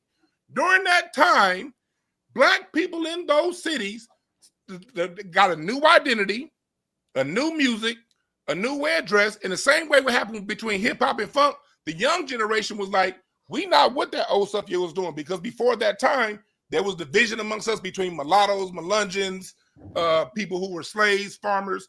During that time, when Black people got to the big cities, we realized, damn, whether I'm a farmer, plumber, mulatto, Melungeon, they still treat us all as Black. So during that 20, 30-year period, we redefined ourselves. That is 200 years after Africa. Do you get it now? Right. I'm telling you, the creolization started. Early creolization started the 1619 to the 1700s, bro. We can go down the whole time now. You playing with me? I don't even know why you playing with me. Ethnogenesis is specific. Listen, man. You slamming right now. Let him. Hey, Dewan, let him rock out. Go ahead, brother. Go ahead, let him rock out. Let him rock out, brother Dewan. You playing with us from the 16 to 19, from 1619 to the 1700s. Early creolization occurred. The breakdown of African ethnic distinctions. From the 17 to 1800s, the majority of U.S. born population formation of shared culture and identity. From the 1800s to 1865, rapid cultural linguistics consolidation emerged of the core African American institutions. From 1865 to 1900, post-slavery nations building, African Americans became coherent national ethnic group. I am telling you, from the day that we stepped foot on the daggone landmass and started having sex with other people, that started the creolization process. Dewan, if you play this wild game with me, Dewan, you play with me. Don't play with me like this, bro. Correct on that. We still be having an intelligent dialect and an intelligent conversation, but yet you keep flim-flamming me, man. You with me right now. He's accurate. I'm not even trying to. I know it don't got nothing to do with you because you think you're a Black Indian or somebody. Yeah, he's accurate on that. From the day we stepped forward, yeah, it's crazy. It's been happening hundreds and hundreds of years. Yeah, not just during the early 1900s. No. Like when I get asked the questions, I want to be specific because time and place matters. When we talk about the ethnogenesis to where we all came together, because before that, you're right. You had some Africans here, you had some enslaved. You had some that weren't enslaved. You had some that was described as octoroons, some that was described as Melungeons, mulattoes, and all these different things. All that's true. In the 1800s, what we're saying is in the 1900s, 1920s on, all those different groups of Black people, when they moved to urban environments, when they moved to the cities, they had a rebirth. That's why it's called a Renaissance. They talk about the Harlem Renaissance, but the Renaissance happened in every major city that Black people live. Like my dad was the Indians at Harlem, then, yo. Central Avenue had just as much jazz as the Cotton Club over in New York. What was going on in Cincinnati, what was going on in Detroit, Chicago. Black people in this new environment had to re-look at how we dealt with our current environment and learn the differences that we had. Again, what's the point, though? Look, bro. What is the point? See, this is what I'm saying. You're fighting, even though you might not admit it, you're fighting in all ways not to be African. That's all it boils down to be. This is all it is. I mean, I didn't zoned out. Your whole argument is that you're not African. I hear him. If you don't want to say it, you flim-flamming. No. The whole argument is that not only are you not African, and that most of us in America is not African. It's the same thing that my dear brother Sincere said, that he said he didn't say earlier, but he said it on the very video that put out there. What I'm saying is, y'all act like y'all wanted to know where these points came from that I was talking about, but put the footage in both of you said it. He did. What are y'all talking about? I don't want to be African. I don't care if you got Africa on your arm. You just didn't put tattoo over top of it yet. You didn't get another tattoo to put over top of it yet. You don't want to be African. And I heard Albert Comedy Son come on your show with all that slick talk. Look, I understand psychological warfare. He put out his degree, all our little degrees. I can put out all these little degrees. Degree first. No. You mentioned I see in your show. Your show, you always talk about that degree. Cultural anthropology. I didn't mention a degree. I mentioned my background. Man, he ain't pulling no capture. But hold on, ho. Hey, Devon, you didn't show us nothing with cultural anthropology, bro. You didn't. I know you I said scamming. my minors in cultural I anthropology. don't believe you because you wouldn't do this. Man, You yeah, wouldn't do this. You just don't want to be African. Just say it. I want to hear from Sincere. I want Sincere. What you got? Here and all these ideologies. Is it by happenstance that both of y'all believe that people? This is the ideology that I'm talking about. Is it by happenstance that both of you believe that most people here that look like us did not come from Africa? Is that by happenstance, or is that a part of the Tariq Nasheedian ideology? Asar, are you under the impression that somebody is afraid of you? Right. No, I don't. No. Because listen, because the reason why I asked that is because people only lie when they're afraid of somebody. They're afraid of somebody. No. Let me tell you what you're afraid of, though. Let me tell you what you're afraid of. You're afraid of Africans. You're afraid of Caribbeans. You're afraid of them coming to take the stuff that you'll never get the way you're trying to get it. You're afraid they're going to take your reparations. You're afraid of Africans, Caribbeans, all Africans that are not from the United States. The one you look good, brother. Y'all got Dr. Saul pissed. I don't care if you're scared of me. But you don't need to be scared of me. That's no reason. I love you, brother. I love my brothers, but you are lost. I'm gonna call TDJ. Y'all didn't make Dr. Saul. Y'all didn't got the. Hold on, now I'm getting mad. Psychological tricks. I know what you want, Asar. I know what you want. No, I know what you want. I just found it out. Y'all done got the good doctor upset now. You are just dying for Tariq Nasheed to make a cartoon out of you. You would be a good cartoon. It doesn't matter. He can make me famous. Make me famous. Make me famous. Look, don't put him on the cartoon, Tariq. Don't cartoon, my man. You need to make a cartoon, and that is your leader. That is your leader. He just green lighted for the cartoon, Dewan. You ain't right about that, Sincere. Hey, yo, they gonna have you in the cartoon looking wow. You know you're good at that. Omar, they gonna have him. Hey, Tariq. Hey, man, don't put me on the cartoon. What would be his name in the cartoon? Tariq Nasheed to make a meme out of me. And I'm supposed to take him and you serious. No, I'm the one. I ain't fooling. That's what. But sincere. I do still think you sincere. Honestly, I'm being honest with you. I still think you sincere. But I hear you. Let that man talk. Yo, get that man. We're gonna hear you. Go ahead, Sincere. Look, the title of this broadcast. All right, go. Let's get to it. The title of this broadcast here says FBA response to Dr. Ma'at's interview with Professor James Small. We have not done that at all. All right, well, let's do that for the last 10 minutes. We're gonna get ready to close out. We're gonna do it for 10 minutes. I'm sorry. We're gonna do 10 minutes. This whole conversation, this is exactly what I didn't want to happen at all. Like this whole back and forth about what you think about Pan-Africanism, FBA, and all that. People could be whatever they want to be and think whatever they want to think. It's fine. I don't go around attacking people's channels that make Pan-African content.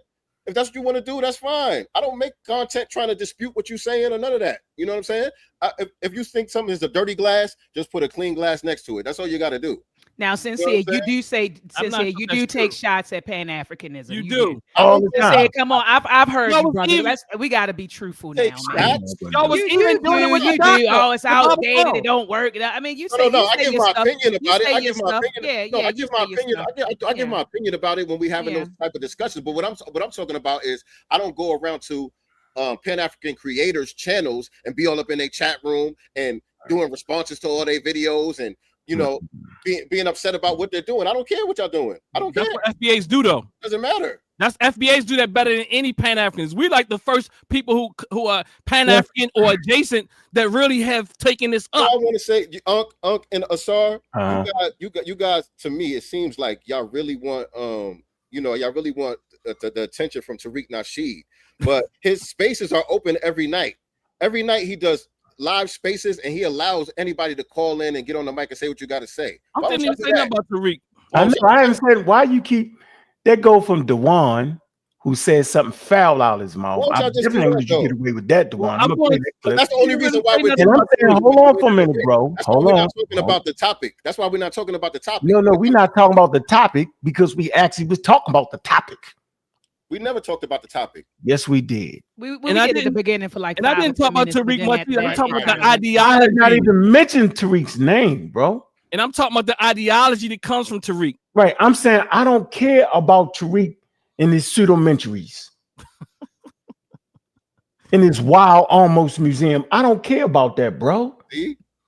It's the truth. Okay. It's not a curated museum. And he never said he was gonna have a curated museum. Since I'm talking about Tariq, so let me talk about Tariq. I ain't running from Tariq.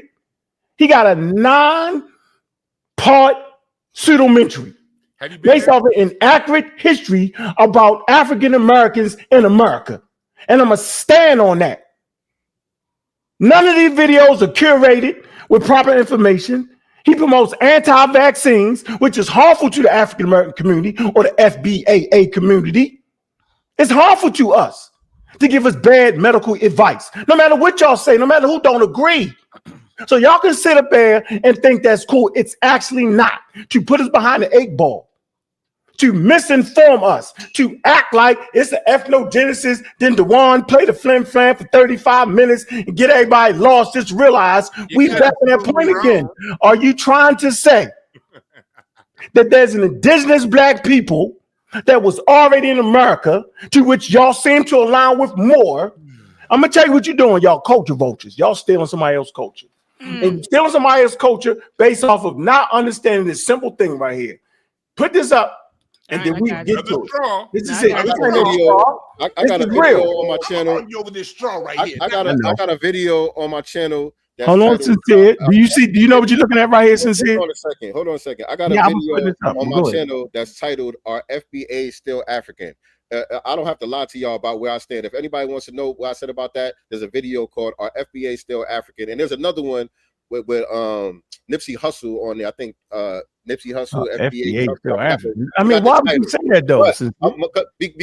because y'all trying to say that I'm saying something that I'm not saying, and I got years old videos What am I explaining trying to exactly say? what I'm saying. I know. What am I I trying don't to need to say? get up here and lie and try No, what are not you to stand saying? on my Because I don't think that FBA is still African.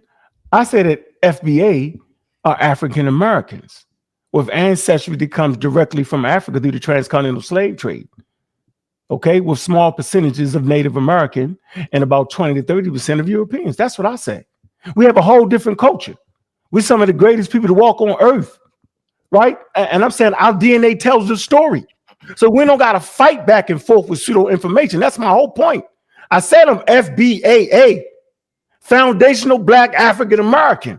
I said it. I'm not married. Whenever y'all say FBA, you talking about the African Americans. We are the foundation that built colonial powers. Modern times, they built the world.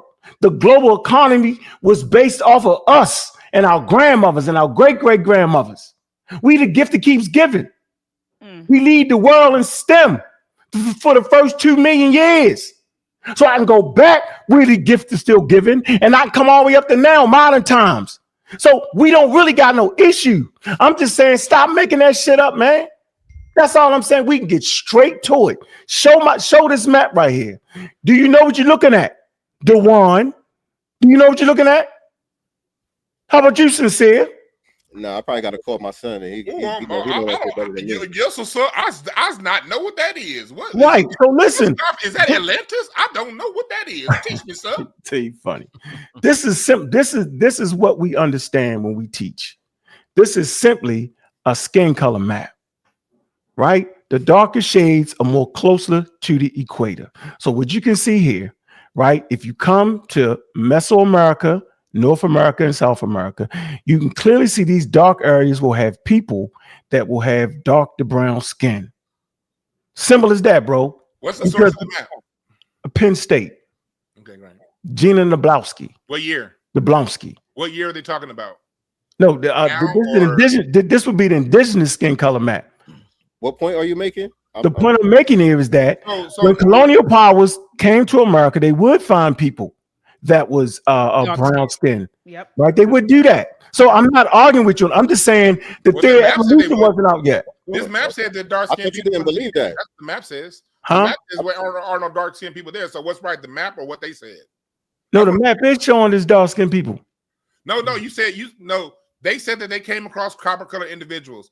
This map, when I look at the Massachusetts area, that there are no dark skinned copper colored people according to this map. So who's right? The people who gave observations saying they saw copper colored people, or this map? Because The map is an indigenous skin color map, and people will migrate. No, and but so this map doesn't. Your map doesn't reflect that. Yes, it does, yo. And I don't see copper color on the East Coast. 2,500 years ago, bro. So I'm telling you, right, that the skin color map is accurate. What you're saying. No, listen to what I'm telling you. Listen to what I'm telling you, Dewan. I know you just see when you don't know something, you start laughing and joking. Listen, when the person don't understand something, you laugh and joke. The point I'm simply trying to make here is that you will find people who you misconstrued is being African. You misconstrued it. I'm saying we are surrounded by harmful UVA rays, right? Simple as that. And the response to harmful UVA rays is mutation that will produce brown and dark skin. It protects you. It allows us to have valuable offspring that will reach the age of reproduction. So the skin color has nothing to do with whether you're from Africa or from America. The planet, human beings are in the temperate zones. So the majority of Earth inhabitants anyway live in the temperate zones because we start off naked, Dewan. I know you think we start off with 3-piece suits. That's another straw. It's not, I don't know what you're talking about. I'm simply saying y'all keep hollering about brown people. Hell, look at all the brown peoples around the world. No shit, Sherlock. That's not a defining factor of who we are. Y'all keep doing it. So there is no indigenous black people, but there are people with brown skin, and we know their names, the tribes. Y'all name them all the time. That's not you, right? You have small percentages of that. And you shaking your head. Name my family that's in those tribes. What are you talking about? Nah, man, you playing. Francis I'm not listening to you. I named her. I said I made my point. I just want to make sure I understand. Made my point. Name your African ancestor. Give me one name. Give me one. Just one. One. Give me one African name. See why is that? Look, see, yeah, that's not what I'm. No, I'm with you. I'm not saying that, Dewan. You think I'm sitting here tonight telling you that I'm African? No, bro. I say I'm African American. You have been describing African Americans by saying they are the foundation of America. Okay. Everybody knows that, Dewan. We're the foundation of the global economy, bro. It was free labor. No one denies that, Dewan, at all. No, I don't think I'm an indigenous African. I don't care to be. I love y'all. I'm an African American with my own culture, with my own. We speak our own dialect. We speak our own vernacular. So you got me fucked up over here. Excuse my language. I'm not the guy. I never said I was Pan-African. Never said that. I'm not attacking Tariq. He know he got pseudo-mentries. He used all the elders and they pseudo ideas to build his platform. I'm gonna be the one to say it. James Smalls was on y'all side with that pseudo mumbo jumbo. He was. And for some reason, y'all counted this man out because he gave a fair critique. You critique him sincere for an hour and a half. You and your co-host eating French fries. He was eating French fries. Cracking jokes. Sincere, y'all did, and I'm glad that this is a good segue. Hold on, Sincere. This is a good segue too to get to go back to Sincere point. Yeah. But Sincere, you all did, because you did say when we want to follow, you said, "Did you watch it?" I said, "No, I watched a clip of you and Chase, brother Chase, and your co-host talking about it." And I said it sounded like y'all were kind of clowning him in a nice way. And then you said, "Well, you didn't see it. You didn't see it. Go watch the whole thing." Sincere, I went and watched the whole thing. And I sat back and I said, you all were clowning him. You just did it in a nice way. I mean, it wasn't like you didn't curse him out or mother F that. It wasn't that. But it was clown. Sincere, y'all. I had the clips. I don't want to play. We got the clips. We got like 10 clips, Sincere. I don't want to do that. But it was disrespecting the elder. Is that your take on it? Did I say disrespecting? I'm asking. I say clowning. I didn't say. I said you did it in a nice way. I didn't say you was mother F this. It wasn't that. But y'all were like clowning him. I got 10 clips in the. I got 10 in the clip. I'm telling you, you were. I'm telling you, It was you a were. bit condescending. Yeah, there you go. It was it was kind of condescending. condescending, Yeah, yes. it really was. I keep saying clowning, but I love what Dr. Assar said. You did come off a bit condescending when it came to the elder, and it was exactly what I thought it was. Having not, I saw that one clip and I said, "Oh no!" And he said, "Well, you didn't see the whole thing." I'm like, you know what? He's right. I didn't see the whole thing. But when I went back and looked at it, I'm using the word clowning. I agree with Dr. Assar. You were a bit condescending. You were. Okay. And Okay. Hey, Can I make a point about Dr. Smalls? Yes, sir. Because I did my video and I wasn't part of that video. And here's what was my point of view when I reviewed it. Like I said, and I took heat from my following, my own miles or something where a lot of them are mad at me. I said very clearly, I still love Dr. Smalls. I just disagree over this issue. And Dr. Smalls means a lot to me because I'm not going to throw out all that he's taught me from a distance over the last decade plus from when I've been listening to him. I can't throw all of that out because I disagree over this issue. And when it comes and when it comes to Pan-Africanism, if you see videos of me, you'll definitely see me clowning Pan-Africanism. Why? Because I was once a Pan-Africanist.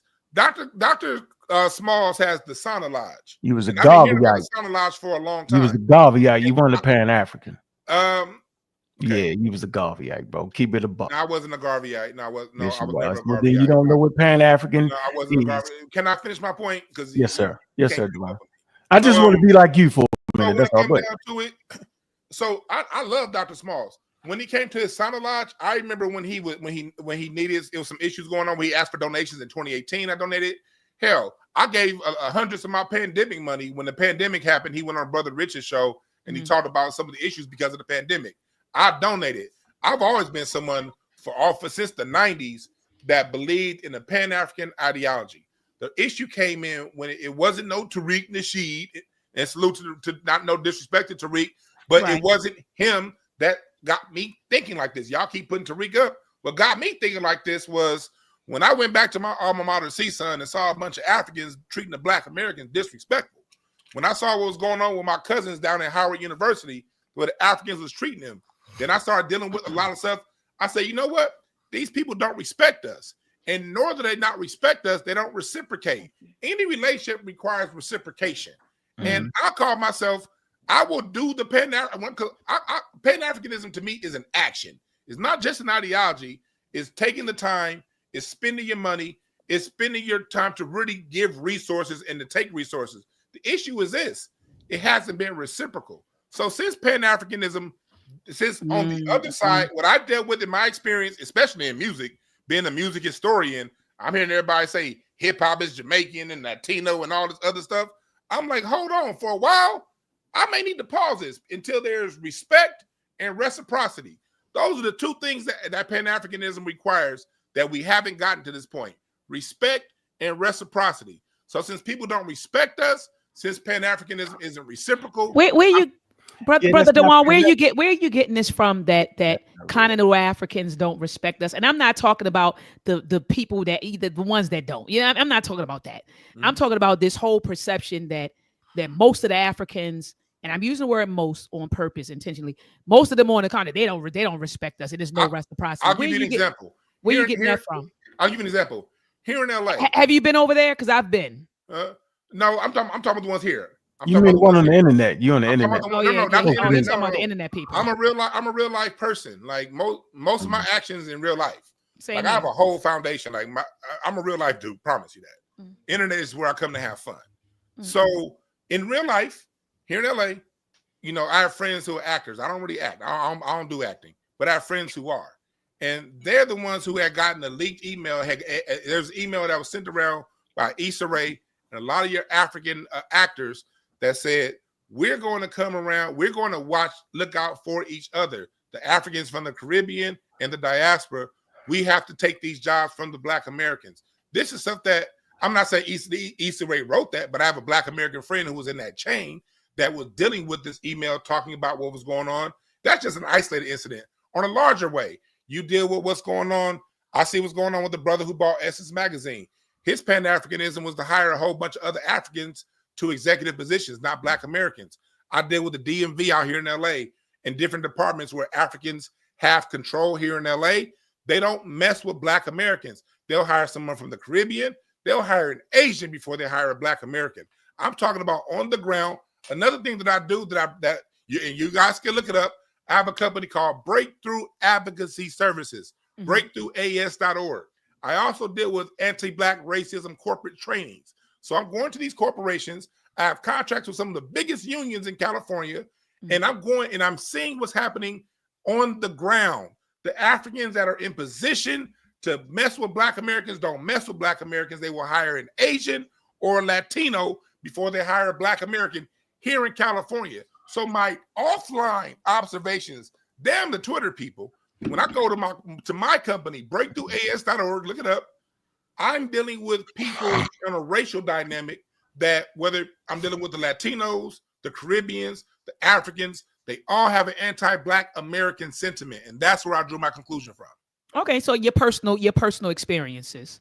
Yeah, and dealing with and then money. and then indirect, you had some direct and indirect experiences, you know, that led you to that conclusion. Yeah, and I but just got do a you contract think in New York. I'm going to be in New York pretty soon, cleaning some nursing facility out up there over the, you know, so. So do you think that because of your personal experiences that we should condemn billions of people on that landmass because of your personal experiences? Here's my point of view on that. It's on Africans to clean up that. I can't clean it up, and I don't have a position to condemn them. They're gonna act how they act. Based on my observation, I see this happening. It's my job to, now that I see this, take care of my own. And if it's more or less, all I know is what I'm dealing with when it comes to money, actual tangibles here in California. I'm dealing with a major problem. And my job is to deal with that problem that I'm seeing on a day-to-day basis when it comes to Black Americans' interaction with continental Africans. And so if it's the most, if they're like that in Africa, I don't know if they're like that in Africa. Yeah, I hear what you're saying. No, but I know yeah, they're like that here. Yeah, and I've had experiences with some of them too. But I've had experiences with continental Africans, like you said, who've had anti-Black American sentiments, and I've had my you know what happened when I went to the post office and what happened with that Nigerian woman. Yeah. She caught a loogie, you know. So yeah, it was bad. Yeah, it was bad, and I felt bad after I did it. I didn't really feel that bad, but she caught one. She caught one, you know, in the post office parking lot. I was praying that they didn't have a working video camera out there. Because that's funny. They sent it to the job. This is what your professor's doing, you know. So anyway, so I say all that to say I've had my encounters. So I totally get what you're saying. But I've also had encounters with my own people here in America. And I'm talking about Black Americans. So should I say, well, all Black Americans ain't shit because these people tried to rob me at the gas station? I mean, we're human, you know, and people. All Africans ain't shit, though. And I don't mean to cut you off. And that's why we delineate between tethers and immigrants. Because he said, but sincere, he said, a lot of them, they have these anti-Black, and that's why I was asking him to qualify what he meant by that, and he was saying his indirect experiences led him to that conclusion. And what I'm just saying is, and I didn't discount what he said. I said, okay, that's where I got it from. But I said I've had my share, of experiences too, not only just with continental Africans, but with my own damn people here in the States. But it's not an indictment on all of my people in the States. And that's what I'm saying. But Sincere, I'm gonna give you 1 second. Hey, Sincere, let me make this one point to close out my point. I'll get right to you. My bad, Sincere. I want to make it very clear. I have very thick skin. I have very thick skin. So for me, I don't really trip if it's a social dynamic gas station store. I don't care about that. Because if it come down to jokes, I got way better jokes than any of these fools, so I ain't tripping on that. What you talking about? Devon? I missed it. I'm talking about when it comes to people not liking us.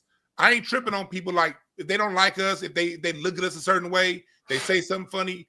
That right there is not where I base my point of view on. Okay. I base my point of view on money and how it's exchanged. Well, why are you talking around the issue though? You're actually talking around the issue though, Dewan. The lack of opportunities that Africans when they talk around the issue, Dewan. How they treat us. That's my issue. Like that. Dewan does it well. But hold on, Asar. I just want to make one statement. 2 statements.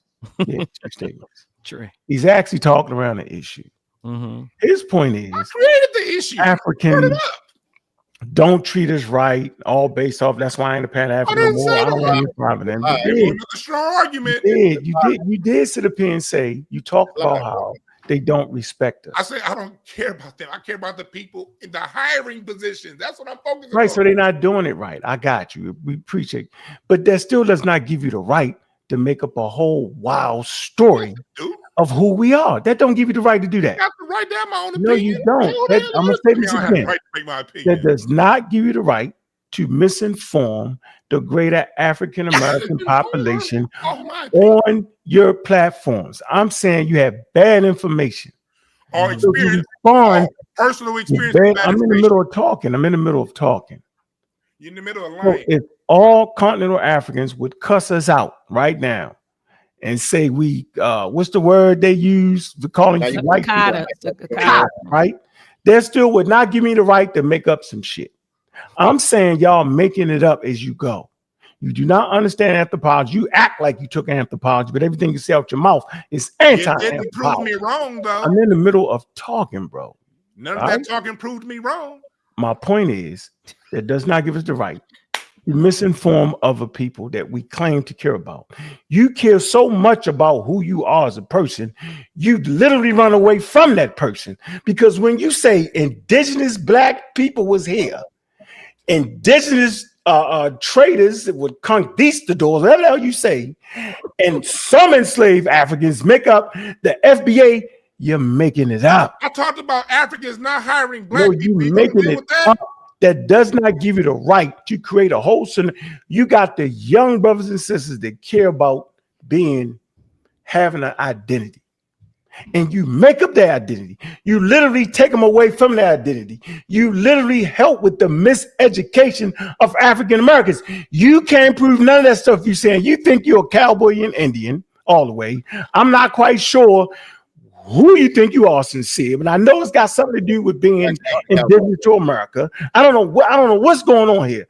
What I do know is Professor James Smalls, he kicked the same pseudo judo nonsense for years because I didn't argue with him for years. He gave y'all sway. Y'all got on his shoulders, y'all rolled that, and now all of a sudden, because he decided to say y'all was CIA, right? He said y'all CIA, right? Because he don't understand why you're attacking Africans. And then he say, no, you might not be CIA. I don't think it's that, because he said that. He said, I think it has something to do with COINTELPRO, where they get in and throw mixed messages. What I do know is that the Russian government had all y'all confused and think you was something you really wasn't. They did that for that election. We all know they did. Misinformation. What the hell? They did that. I'm not just But saying what? Bot lie? Was that the Russian bot lie? What I happened? don't know. There wasn't no lie. They really did that. That's not a lie. What are we talking about here? What are we talking about? I'm saying, you know, I'm gonna say this again. I'm gonna say this again. God killer. You a massive I'm gonna say this again. boy. Everybody You knows. ain't never lost a game. Oswald Bates. Russian. Oswald Bates shit. I mean, it's okay. All right. Now that's where we at. All right, let me play the next clip. Playing hopscotch. I got you. You're using maps that don't prove your point. God, Oh, Oswald Bates talk, man. I got you. All right. now Well, you talking about let me play this clip. needles and vaccines. Let me play this clip. Let's see where we at. What we about to deal? We about to deal with rainbows and unicorns next. Now, the vaccine was the literary test I gave. If you think the Twin Towers was a conspiracy, if you think the vaccines was made to kill FBA and was not efficient for African Americans, you're a damn flaming pseudo. And since y'all didn't answer the question, I already know y'all flaming pseudos. I need to bring up. I already know. Let me play this clip right here. Play the clip. Right.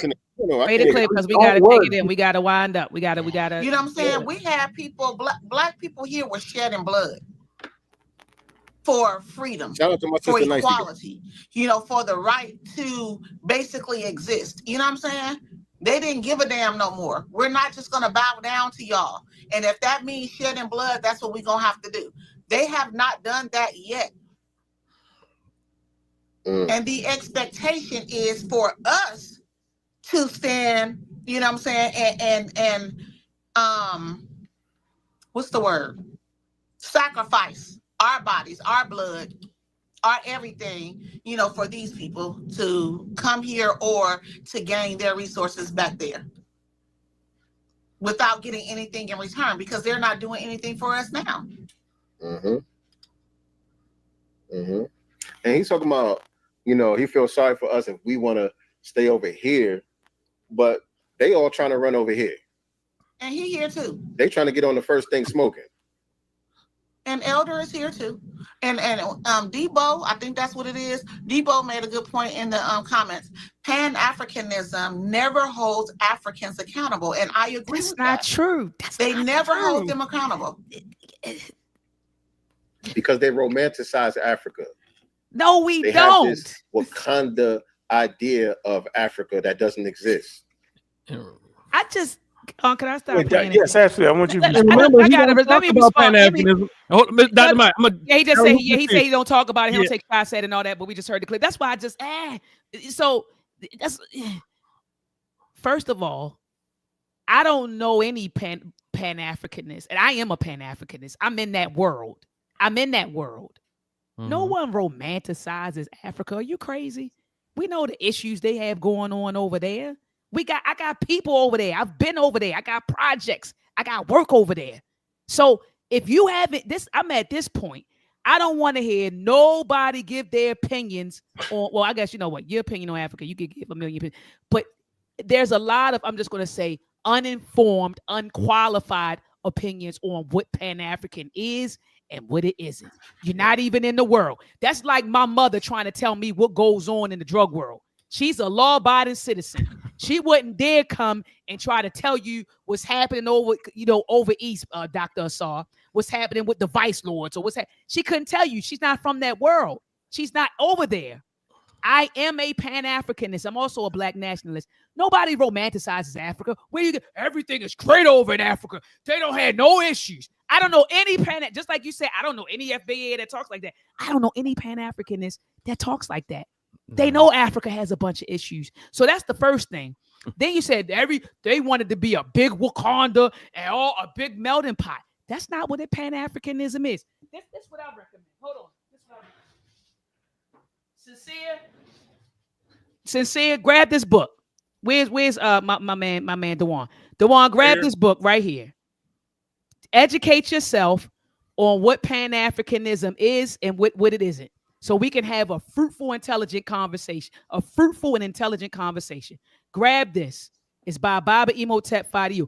Please grab this. And then let's have a conversation about what Pan-Africanism really is. Have you ever read any books, Sincere, Love to God, on Pan-Africanism? Have you read any books? I can go grab. My library is right behind me. And if you say you did, I'm going to say pull them out. Have you read any books on Pan-Africanism to have a qualified opinion on what it is and what it isn't?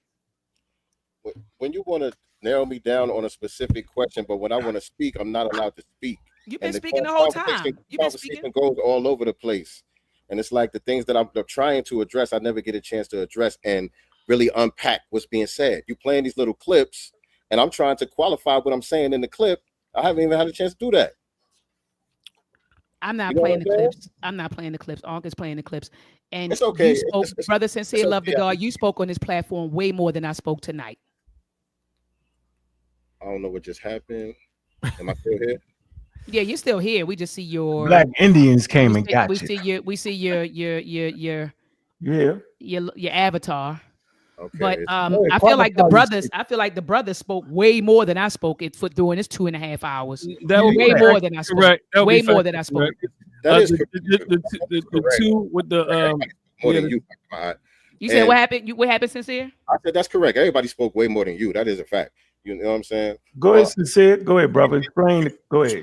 Qualify what you want to say. You speaking for yourself as a Pan-Africanist, I agree with you. As far as what I know from Dr. Ma'at, I can say, yeah, I agree with you. You're not one of those persons that I'm talking about who don't hold Pan-African, don't hold Africans accountable and all that stuff. You're not one of those people I'm talking about because I've heard you do so. You know what I'm saying? In your videos and your lives and stuff like that, I've heard you do so. You know, you was a part of the FBA rally for reparations and all of that. I've heard you give a good balance on these conversations. So you are not really the person that we're talking about. But in the video, I'm responding to the clip that we were playing from Professor James Smalls, where all the onus is on us to, open up this doorway and create a platform for Africans when they come over here. We're supposed to have this big warm welcoming for them when they come over here, but there's never any accountability for the anti-Black American sentiments that they bring over here and the undermining that they do. When we talk about this thing, people act like they don't see that they come over here and create their own little enclaves. They go to their own little separate churches and all of that stuff.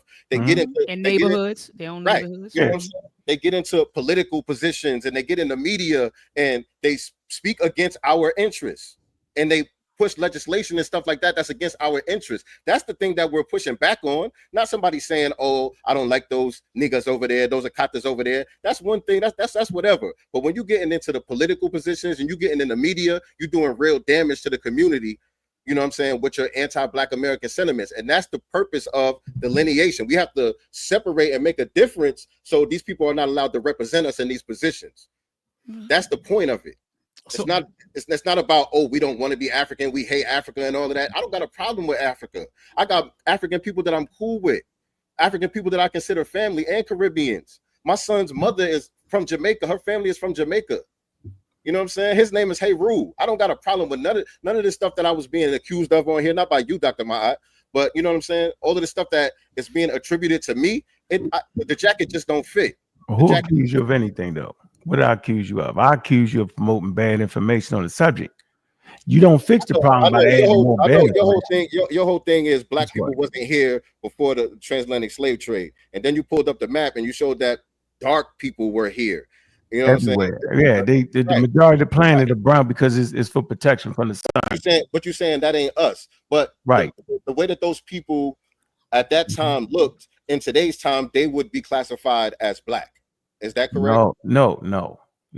They would inflame the information. They would. Those people that you're talking about at that time, closer to the equator, the people that existed then, in today's time, they would be classified as Black, and that's what happened during a lot of these classified. You saying classified, right? Yes, they would be considered Black. Okay. How do you know that though? How do you know that? I mean, what about when you go to India and people are darker than everybody on this panel? Right. Would you classify them as Black? You got Indians that come over here. You got dark Indians that come over here and get African American scholarships. Yep, the necessary. No, I'm talking about you though. No, that's not the point, fella. Right, but that's the problem that we're having. That's what we're trying to solve. No, I'm agreeing with you there, but you don't solve it with a lie. Delineation. I know you understand what I'm saying. See, this is where the rubber meets the road. I agree with you as far as colonial powers classified, they racialized them, which was wild. Yeah, they did. Right. They didn't have a comprehensive theory of evolution in the 1600s. So when they seen people, they like, oh yeah, they look the same. Okay, whatever. Right. It's a bunch of crap. I agree with you. I'm not fighting that. I'm saying in 2025. But we live under it though. No, they don't do that. No, it's called scientific racism. It's called scientific racism. We don't call those shots. So we got to deal with the reality that we live in. Yeah, y'all not living in reality because that doesn't happen. In reality, that's how they get classified in the same group as us. When now? Today? Yes, now, today. Who? When?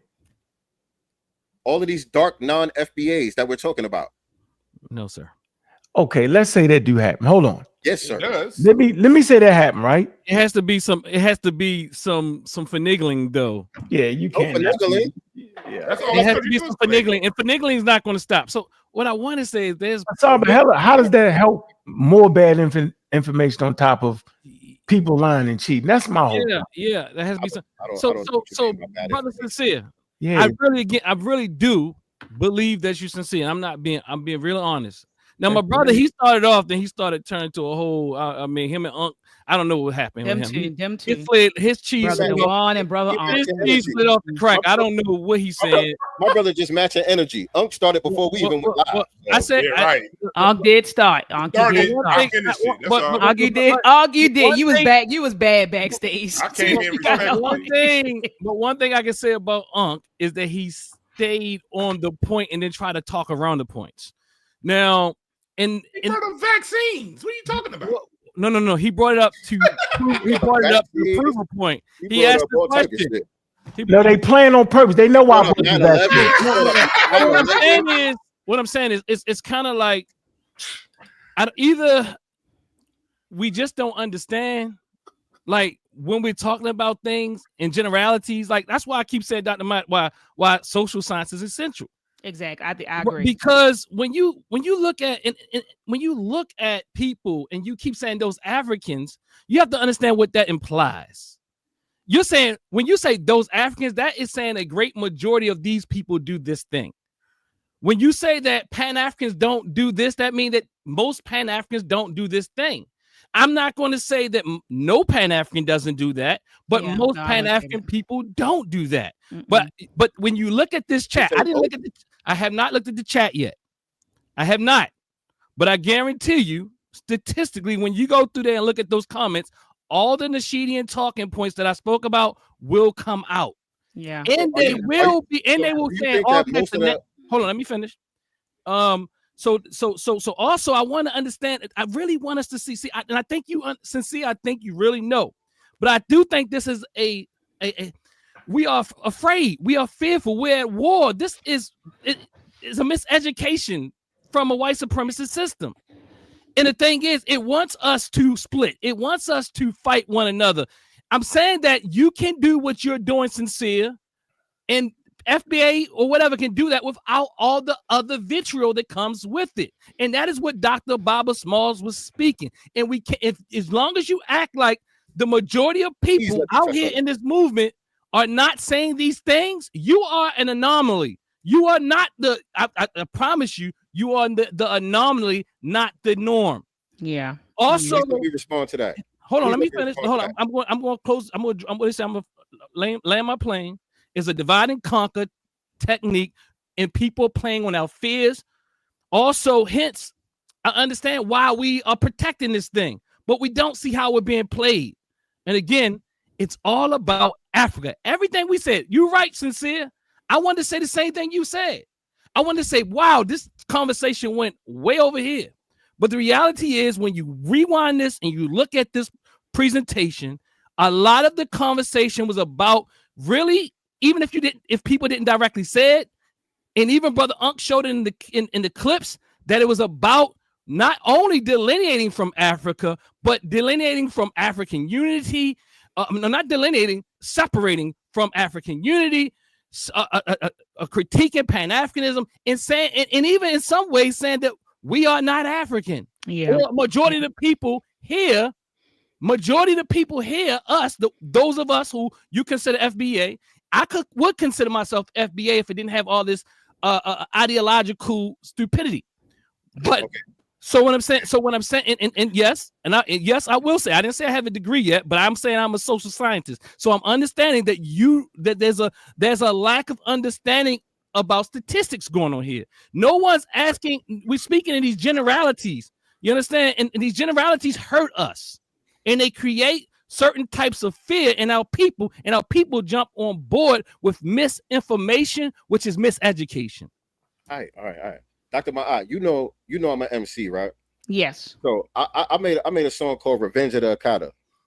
Mm-hmm. And the first line of the song, I said, this is for the tether class, not for the riders in the diaspora.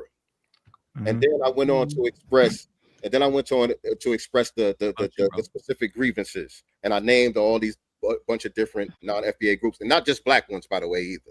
Latinos, the Arabs, everybody got. You sent me that song. That's a dope ass song, brother. Yeah, it is dope. But it's not about you though, bro. That's what I keep trying to say. This is social science. From the first line that I said, that is my stance. This is for the tether class, not for the riders in the diaspora. I have always made a distinction between the two. That's one thing. Now, the other thing I want to say to respond to what you were saying, you said that Professor James Smalls was critiquing the vitriol that goes on in the FBA spaces towards Africans. The thing that started this whole conversation was our brother Chase. Shout out to Chase McGee. Our brother Chase posting the video with Dr. Smalls on 125th Street, speaking, saying the things that he was saying in the video. Everybody know what I'm talking about here. Everybody know what I'm talking about. I don't know. What you talking about? All right, but everything that he said in the video, and even according to him when he was on your show, he said everything that he said was true. He didn't make up nothing in that video. Everything that he said was true about how the Africans come over here and their disposition towards us. Right? And everything that he said in that video is the same thing that we're saying when we get accused of being divisive, the vitriol that you're talking about and all of that. It's the same exact thing. We're talking about the same people. He wasn't castigating all Africans in that video. He was talking about the tether class. The same way we're not castigating all Africans and Caribbeans. We're talking about the tether class because the tether class is a problem. And we have to point that out. The question? They don't do a good job of pointing it out. I agree with you. Culture, we got coons and Sambos and all that in our culture, but we also have these words in our culture to describe these people, to make these people pariahs within our society. They're not just welcomed in like that. That's not the majority of our conversation. One, and we don't. That's why we have the word Sambo, coon. Do you remember? Do you remember the question I asked Baba Smalls? Which question? Baba Small. I said, Baba Small. I said, in essence, I asked him the question. The question was, can two people or two groups of people be saying the very same thing, but due to the intent, it be something very different? And what I am saying again, see, brother, sincere, I truly do. And I'm not trying to be condescending.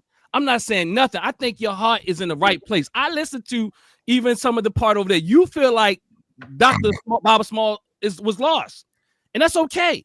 But there is some gaps in what you're seeing. But I'm not saying anything that you're saying.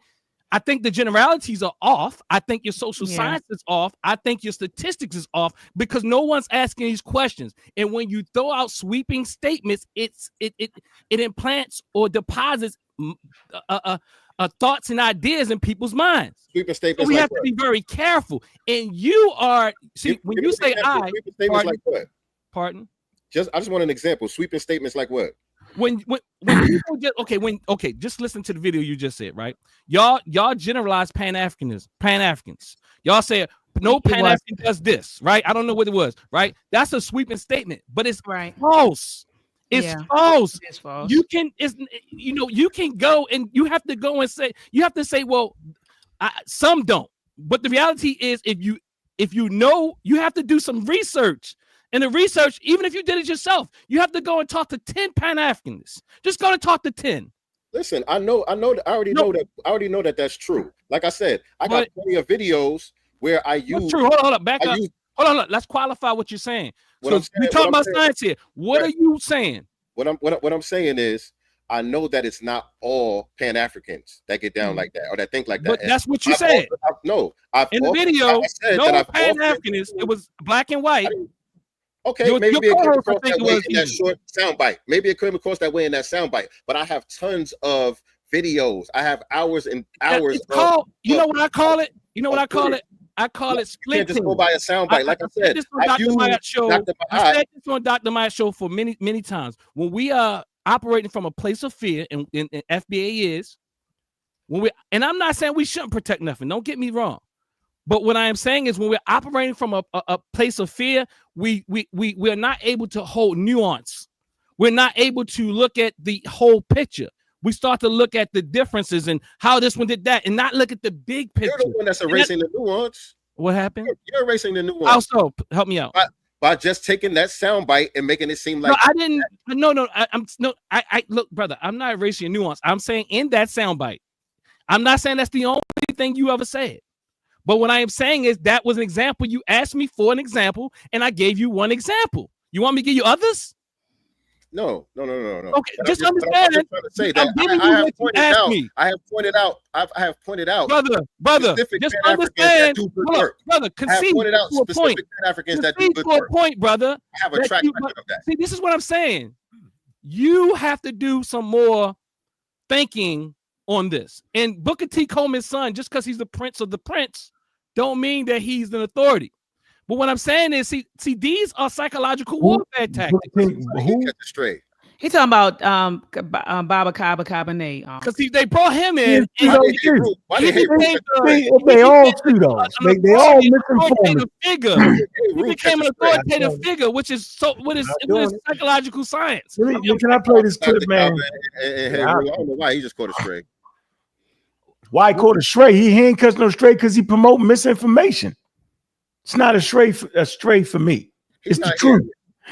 So he don't gotta be here. He be talking crazy when I'm not there. So what's the difference? No, brother, I think brother sincere is sincere, honestly, and I'm not. No, I'm not trying to I hear think none of he's that. Let me honest, play this but he clip. is Hold on. missing some things. I would like to Okay, talk all right. to you, brother. Yeah, talk to him. He's sincere. Let me say this. When I first came in the thing, y'all all said Unc started that shit. Unc don't start nothing. Unc just finish it. Let me show you what the brother said out his mouth about me and why I came up like that. What's wrong with y'all, man? Not starting nothing. I'm just a He finisher. did say something about my coat. Yeah, he did. I'm a finisher. I ain't starting nothing. I react to it. I ain't only no damn Tariq to tell me that. Y'all see, the thing is, a lot of y'all got a hard on for Tariq. And his brother in the blue obviously has a hard on for Tariq. Man, please. If y'all get Tariq's dick out y'all mouth, y'all might see what's really going on. But my thing is, these dudes don't really see what's going on because they got Tariq's dick in their mouth. The one that was not nice. That's why you came in. No, it wasn't nice. That shows why you came in with the smoke, but nevertheless, you came in with the smoke. Now let me talk. Cause I come in with the smoke. And I didn't come in with the smoke for no damn reason. Long as I live, I ain't never letting a man push me to his private parts or say what's in my damn mouth without smacking the shit out of him. So we ain't playing this wild fake game where we fake and parlay. I already know what it is. That's why I came in like that. Y'all think y'all got some groundbreaking information and we crazy. I'm sitting here telling you, y'all producing bad information, and all the elder shoulders y'all standing on, they have produced bad information. The crop is fell. We here to raise the game. We raise the game now. We have fluent with what we talking about. We practice scientific literacy. We know when you scamming. The one flim flammers the whole time acting like it was 5,000 people in the coast and they was already here. Get out of here, bro. You scamming. Sincere, you acting like you understand the topic. You don't. None of y'all understand what Pan-Africanism is, and none of y'all know what the hell y'all talking about when we talking about the ethnogenesis of African Americans. Y'all don't know your daggone history, because if you did know your history, you wouldn't have came up on the damn radar. You the smartest one in the room, brother. I am not the smartest one in the room. I'm talking. So how come when I'm talking, everybody else got to talk? Let me finish my point. Let me finish my point. You smarter than all of them. Listen, yeah, I'm trying to tell you that I stand on their shoulders. And you upset because nobody won't really listen to you. No, I mean, let me say, now I'm upset. hold on. He doesn't have to be smarter than anybody, but he is an intelligent brother. Hold on, let me defend myself. Let me take care of myself. Hold on, no, let me help too, because I want to look. You are an intelligent brother. Yeah, he is. He no, really I is. don't listen. No, you might not say it. I'm saying it. Okay, appreciate that. I could be the dumbest nigga on this platform. You're not. But what y'all can't do is y'all can't pull one serious scientific academic source. Y'all run around, y'all don't even understand evolution, because if you did, you wouldn't say the shit you've been saying at all. Evolution. He playing anthropology and don't know what the hell he talking about. None of y'all understand the subject matter. That didn't prove me wrong. Sincere over there is still thinking that it's three races. Sincere actually think it's three races. You want to play that clip too? Yeah, I'm gonna play that clip too, Sincere. I'm saying y'all not qualified to even make the daggone stances you make, because it's based off of bad information, and the elders' shoulders that y'all standing on, they misinforming us. He keeps saying, listen, I don't gotta back down. Psychological warfare. None of this. Listen, I don't gotta act like the elders knew what they was talking about. I'm saying they understood to a certain point, and I'm saying the point we are here right now, we promote evolution as a way to understand African American history, bro. And if you can't understand that statement, we use anthropology. We celebrate excellence. They're not hiding who we are, bro. It's all in the textbooks. We can pick up textbooks, not your little crazy pseudo book you picked up. We're talking textbooks. Okay? We're not talking a book that anybody can write. Textbooks is the standard. No, we're not. That's a pseudo book. We talk about textbooks. That's a paperback. What are you talking about? Textbooks. This is a hardcover. What are you talking no, that's about? a pseudo book right there. Anybody can write that trash. Published by the University of Indiana. Hey, I don't care. I'm not listening. While you look for the three race clips, brother Sincere, I got it. Sincere, brother Sincere. Another good book that you should check out is Booker T. Washington in Africa, The Making of a Pan-Africanist by Dr. Taryn Wright. This is a really, really good book. Booker T. Washington in Africa, The Making of a Pan-Africanist. I haven't read the book, but I've heard you break it down when you by were doing. Dr. Taryn Wright. I want to say one thing before we move like on. a book club thing, and you guys read that book. Yeah, yes. I've heard some of your broadcasts breaking down the book. I want to say one thing. Yeah, the book is she's serious. She's a serious sister. Serious sister. And I'm curious to why Sincere turned down my invitation to talk. Let me say one thing before y'all, because since my name is brought up, I want to say one thing before y'all move to the next video. I stand by what I said. And yes, because in the video, it was a whole lot of Tariq being brought up when Tariq running around. So when I said what I said about Tariq, I stand on the 10 toes down. I ain't running from it. Yeah. Brother Dewan, that wasn't nice. It wasn't. No, I agree. Nice, it wasn't nice. Dewan. It was not. I'd be wrong if I call him a whole ass nigga that I'm No, we're not doing that. Then I'm wrong. See? Yeah, but how's he gonna tell me what I got in my mouth though? I think that shit proper. I think I ain't gonna say something about that. I ain't got calm down on that. I'm never going for that. I ain't going. I ain't going, nigga. I'm not going. You look like an autistic Katino Mobley. Let me meet both of them, please. Let me meet both of them. I just muted both of them, Sincere and Dr. Assault. Hold up. I can't. See, the Pan-Africans don't talk like that about nice. each other. Uncle, that wasn't nice what you just said. Uncle, it wasn't nice what you just said. Don't call nobody out there name, Uncle. And right. Doc, I'm not mad that he can turn around and talk close with that piece of meat behind his head. Go ahead, turn around and talk close with that piece of meat you got back there, bro. Let me mute. Brother Dewan, and Brother Unc. We're not going to name call. We're not going to talk about people's private parts in their mouths. We're not, Dewan, stop. Let's wind it down, Dr. Bob. I'm sorry. Y'all stop. Let's wind it down. God, yeah, we about to wind it down. Goodness gracious, man. Okay, so look, I'm gonna get Dewan and Uncle off first. The two of y'all go ahead. What's your closing words? Get y'all out of here first. Dewan, what's your closing words? Brother Dewan? You gotta unmute, Brother Dewan. You gotta unmute yourself. Y'all two, okay. Man. My closing words is, look, I have no issues with anybody, whatever they choose to celebrate and participate in. We all have personal choice. I don't know where other people's family lineage and background come, but when you call me stupid to say I'm not academic because I bring up my history, that's where I draw the line. I got a whole bunch on that video, a whole bunch of people who follow Tariq Nasheed. They don't know how to read. They don't know what they're talking about. And I can pull up family genealogy. And then when I pull my degree out, niggas got offended. So you can't have it both ways, is all I'm saying. What I'm saying is this. If you guys feel the way you feel, you want to call yourself foundational African American, I don't give a fuck. You want to be African? Cool. My fight ain't with none of y'all. I come from the professional world. I come from 15 years of doing IEPs and with our children in schools, groundwork. I'm not part of no organization. I've fixed people's IEPs, and I've dealt with that when it came to the children, the breakthrough advocacy services. Then I evolved my company into dealing with more corporate trainings, dealing around communication, because my specialty is communication. And in my work, both with the children and with the adults, I see a major issue and a major schism between the groups. And it's a schism that needs to be addressed, that I use my platform to sometimes address. Generally, I talk about music history and the history of Black American sound, and that's my bread and butter topic. And so, but in the same time, I can't go around in the world and see all the things that I see and not talk about it. And yes, when people are, you got to be aware when you call people stupid and uneducated for having their point of view, you're going to get some things thrown back at you. That's why I know I talk a lot of stuff. So if people throw things back at me, I don't care. It doesn't bother me because I know who I am. And I know, and sometimes I'll be like, damn, Dewan, you did deserve that. You did go a little. Sometimes I listen to myself like, damn, you did go hard. So when people respond and have what they have to say, I'm not going to sit there like, look at him. He mad right now. I'm saying he mad. I ain't going to be mad like that. You sitting there seething right now. I see it. No, he not. He looking at something on it. He looking at something on the internet. I'm going to have a good, for me, I'm your Huckleberry. If you want to have a good time, talk about these things, I'm going to talk about it. But there's nothing you can say that's going to throw me off my square and what I see. I have my research.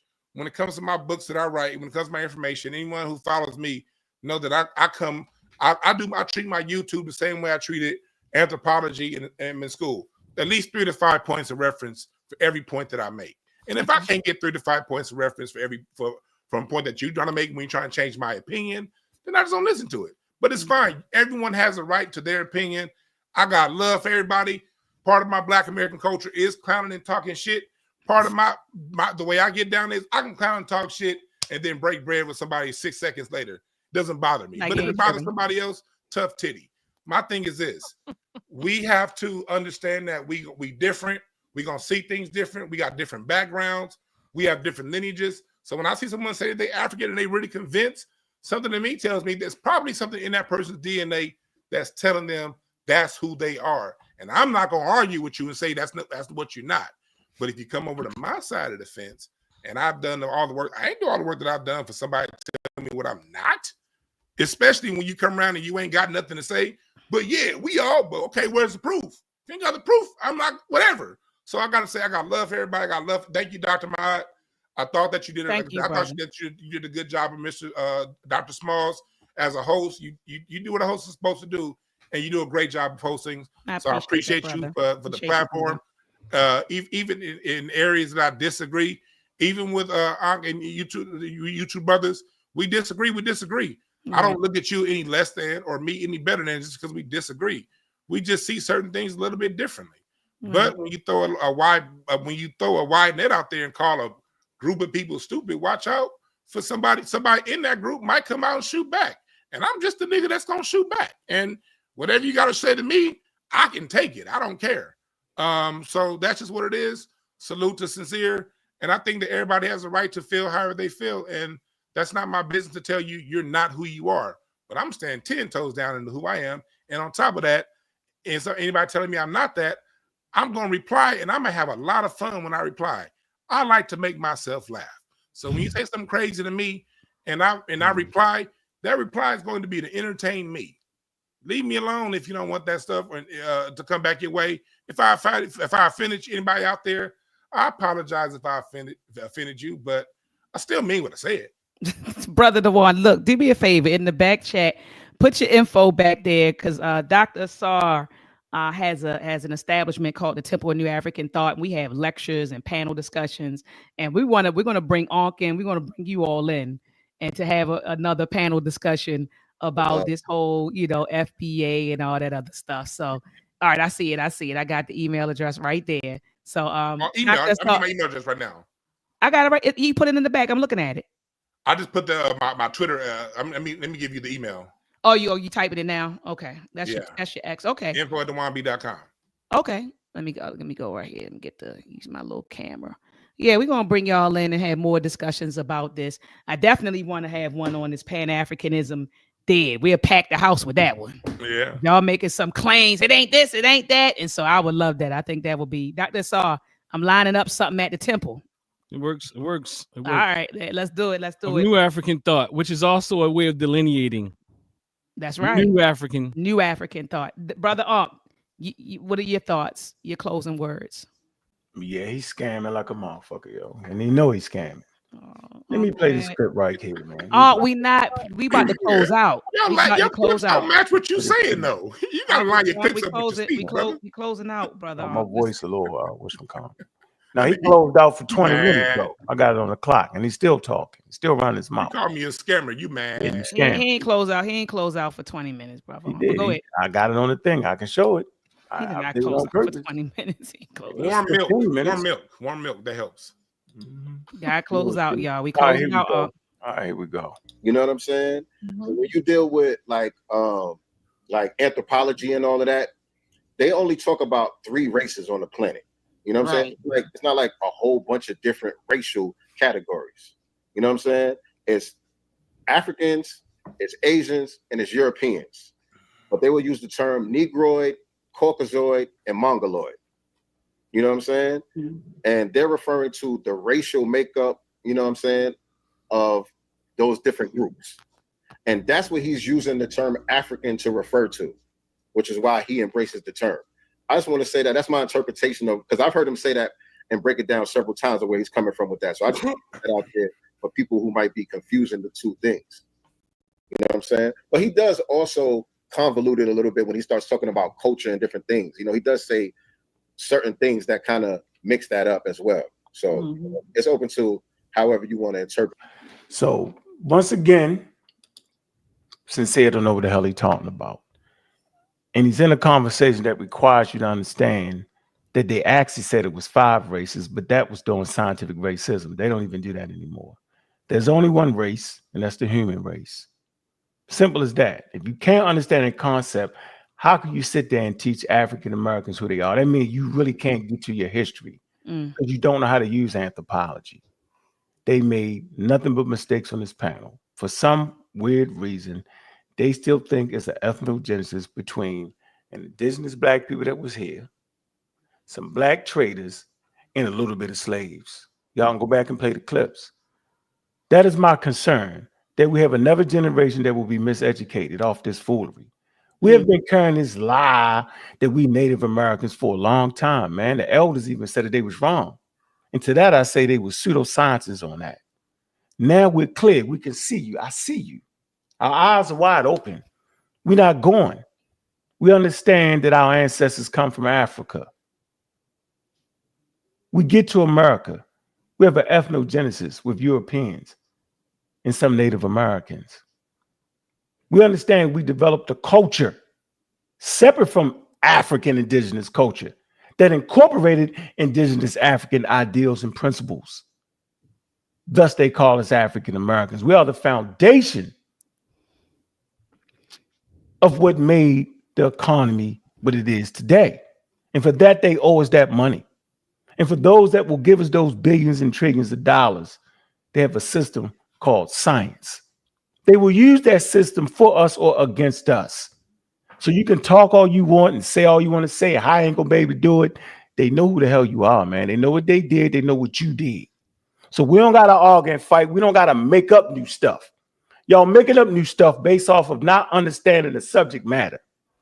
I'm not never allowing a group of continental Africans, a couple of them, because I ain't like I know all of them, to talk shit, and all of a sudden that make me follow a wild movement that's defiling everything that we all know we come from. Makes no sense. And I'm never making up shit just to get my point across. They came in here tonight and they made it up. They make my man down there swear he a damn Indian. He just won't say it.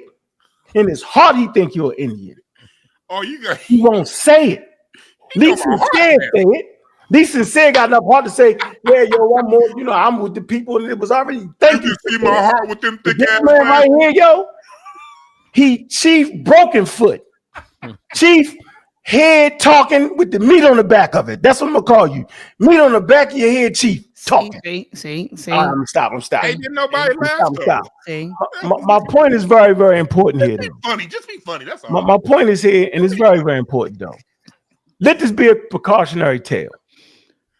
Cautionary, not precautionary. Cautionary. If you don't understand literacy and scientific literacy, if you don't understand how to get to your damn history, shut the hell up. We don't need more misinformation. If you don't understand what Pan-African or Pan-Africanisms is, shut the hell up. If you're cutting hair and you get off work and you dive on a podcast, if you work in construction site and you get off, you dive on a podcast, know what the hell you're talking about. Because African Americans, we ain't going no more. We're not listening to elders who act like the rocks is crying out and we was here first and we swam and serpent at it. We're not listening to none of that. We have the tools to produce and understand our story. We understand who and what we are. So all I'm saying is, man, y'all two brothers, y'all got to get that straight, man. First, know what the hell Pan-Africanism is. Know it's the difference between being a Garveyite, right? And understand what Pan-Africanism is and what it ain't. Understand what an ethnogenesis is and don't make that shit up. Knock it off. With that, I appreciate everybody for listening tonight. I enjoyed myself, but I'm never listening to another man tell me what I got in my mouth. Plan or not, I'm never going for that. Appreciate y'all. Appreciate you, brother. Brother Sincere, then you, Dr. Asar, and then I'll say my words. I'll be very brief. First of all, thank you, Dr. Ma'at. Much respect to you. Thank you, Thank you. brother. Appreciate the whole panel, man. I think it was fun, although I don't think it was very constructive. I did have fun. I did enjoy myself tonight, but I'm just being honest. I don't think Yeah, it was. you was like, it ain't constructive. You was like, I had fun too. I ain't gonna lie, I had Yeah, I fun. had a It lot was of fun. fun. It was fun. I had a lot of fun, but I just don't think it was very constructive. And I thought it would be, to be honest. I really thought it would be just different. You know what I'm saying? It didn't turn out the way I thought it would turn out. But Same, that's all right. same. I share your same That's all right. sentiment. These things happen. You know what I'm saying? We live. You know what I'm saying? It's not pre-scripted or nothing like that. You know what I mean? We got 5 different personalities up here, so I'm not blaming nobody or nothing like that. I'm not mad. You know, I'm just being honest about my thoughts about, you know, how things went and how I wish they would have went. You know what I'm saying? But at the end of the day, nothing but respect for you, Dr. Ma'at. You one of my favorite teachers. Likewise. Teachers. I always big you up. I don't see any real contradictions between what I'm trying to promote and what I see you doing. I don't really see, you know, a real conflict there. You know what I'm saying? So I'm going to continue to do what I do, and I'm still learning. I'm still growing. I don't think I think I know it all and I got it all together. You know what I'm saying? So it is what it is as far as that. I seen people in the chat asking about the song that I mentioned, Revenge of the Akata. All my music, well, most of my music is available on whatever streaming platforms you use. You just type in Revenge of the Akata. I don't think nobody else got a song called Revenge of the Akata. I don't think so either. You should be able to get the song, and you know, you get access to the rest of the music as well. Other than that, I'm at Sincere Love the God on all social media platforms. And Asar, I know you invited me to have a conversation with you or whatever the case may be. I'm open to it, but we would definitely have to discuss some parameters and what exactly we're going to be talking about, because this right here, I'm really not with it. You know what I'm saying? Going all over the place. Like if we're going to talk about something, I want to know exactly what we're going to be talking about and focus strictly on that. You know what I'm saying? And you saying if you come to Baltimore? No. He said he wanted to have a conversation with me. I'm thinking you're talking about like a live conversation. You know what I'm saying? No, I'm just talking about behind the scenes. Oh, okay. I'm talking about real life stuff. I'm not talking about online. Oh, okay. So I misunderstood you. Oh, you just wanted to highlight him offline. Okay. Because I close with that. Like I said, I'll be real brief.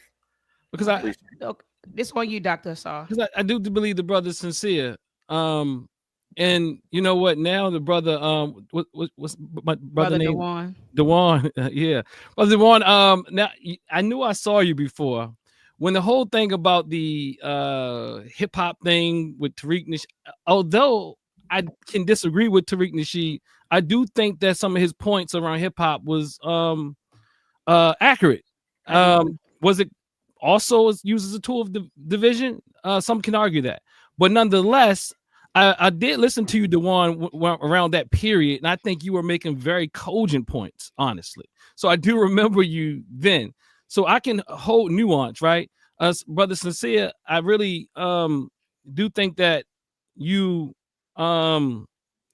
truly are fighting in a way to protect us and get us in your way that you think what you think we deserve. I do think though we have to understand how messaging works and how we say things, and when we speak in generalities and all these other things that we're saying are harmless, I think social science will show you that it's not harmless. So we have to be more responsible with our messaging and the information that's out there. I think that the way that you all were speaking about Baba Small, and I'm not saying that you were trying to like it did sound condescending, like y'all were giving him well, he's kind of older, you know. Yeah, it's he's our old time now, you know, all that type of thing. And as if somehow, you know, my argument would be that even when he's wrong, I don't think anybody could really have he would be a hard person to pin down with the amount of information that goes to those brain cells, you know, in a real sense, you know. But what I'm saying is, I do agree that a lot of our elders have put out misinformation, and not just misinformation, because in 20 years, we will be saying we put out misinformation. So I don't know if I automatically call it pseudoscience all the time, but some people who hold on to it and they continue to operate in that vein, yes, that's when it becomes pseudoscience. Yes, that's my point. Yeah, so somebody said Drewski too. Say it again. I was reading the chat. Okay, so I want to do, Doc, I'm closing out. No one is speaking anecdotal. I think we have to be clear, and I think that we really have to practice discipline when we're talking about these things. There's no discipline going on. We really don't know what we're saying, and you might mean one thing, but once you say that no Pan-Africanists, we have to have training in how to say things in different ways. And it's come across too often, and you say, well, that's not what I meant. No, we have to be more clear. You have to be more clear, and you have to begin to depend on those who do this type of thing. I'm saying that people who are trained in these things, you need to depend and talk to your brothers and sisters who are actually academics in this sense, and really can be more clear and help polish the argument, refine the argument, and the thought leader. What I'm saying is not qualified. Whether or not we want to call the dear brother a qualified leader, I mean, a leader or not, he's at least a thought leader, right? So no one is telling you who you are. Anecdotally, you can identify how you want to. If you want to identify a certain way, Indian and all that, I am not going to debate you about who you are. I'm not talking about you, Brother Sincere. But overall, I am saying that you anecdotally, and us as a globe, as United States Africans or African Americans, that is something totally different. If you speak from your own positionality, then what happens is it's kind of like dilute. It's kind of making it's messing the picture up. So be careful with the generalizations. I'm against anything that is divide and conquers us within our group, intergroup, out group, whatever. I'm talking about black people, wherever you are. I think we have to be careful with that, because that is playing into what white supremacists or whatever you want to call it, the system, whatever you want to call it, wants us to do. It's enough of that going on with these gender wars. So this is no difference than the gender wars, the feminists in the manosphere and all that stuff. Don't fall for the trap. That is what I'm saying. I'm against the psychological warfare, the divide and conquer. Put more work into building the movement will be my suggestion. The FBA movement, and talking about its positions and where it will go. And stop acting like it is a lineage without an ideology. The reason why people want to say there's no leader, no ideology, because no one wants any accountability. And it is not a pure lineage. It is an ideology. There's nothing wrong with that. But stop beating up on our brothers and sisters. Not you, Sincere, because you're a different type. You are not the majority. You are an anomaly.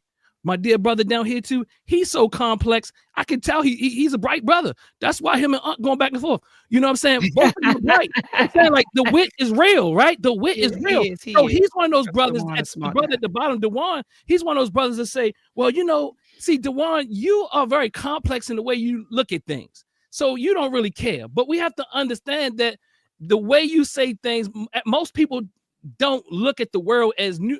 I'm sorry to say it, in the way that you see it. So we have to be more responsible with the messaging we put out. Blessings. Thanks, Dr. Maya.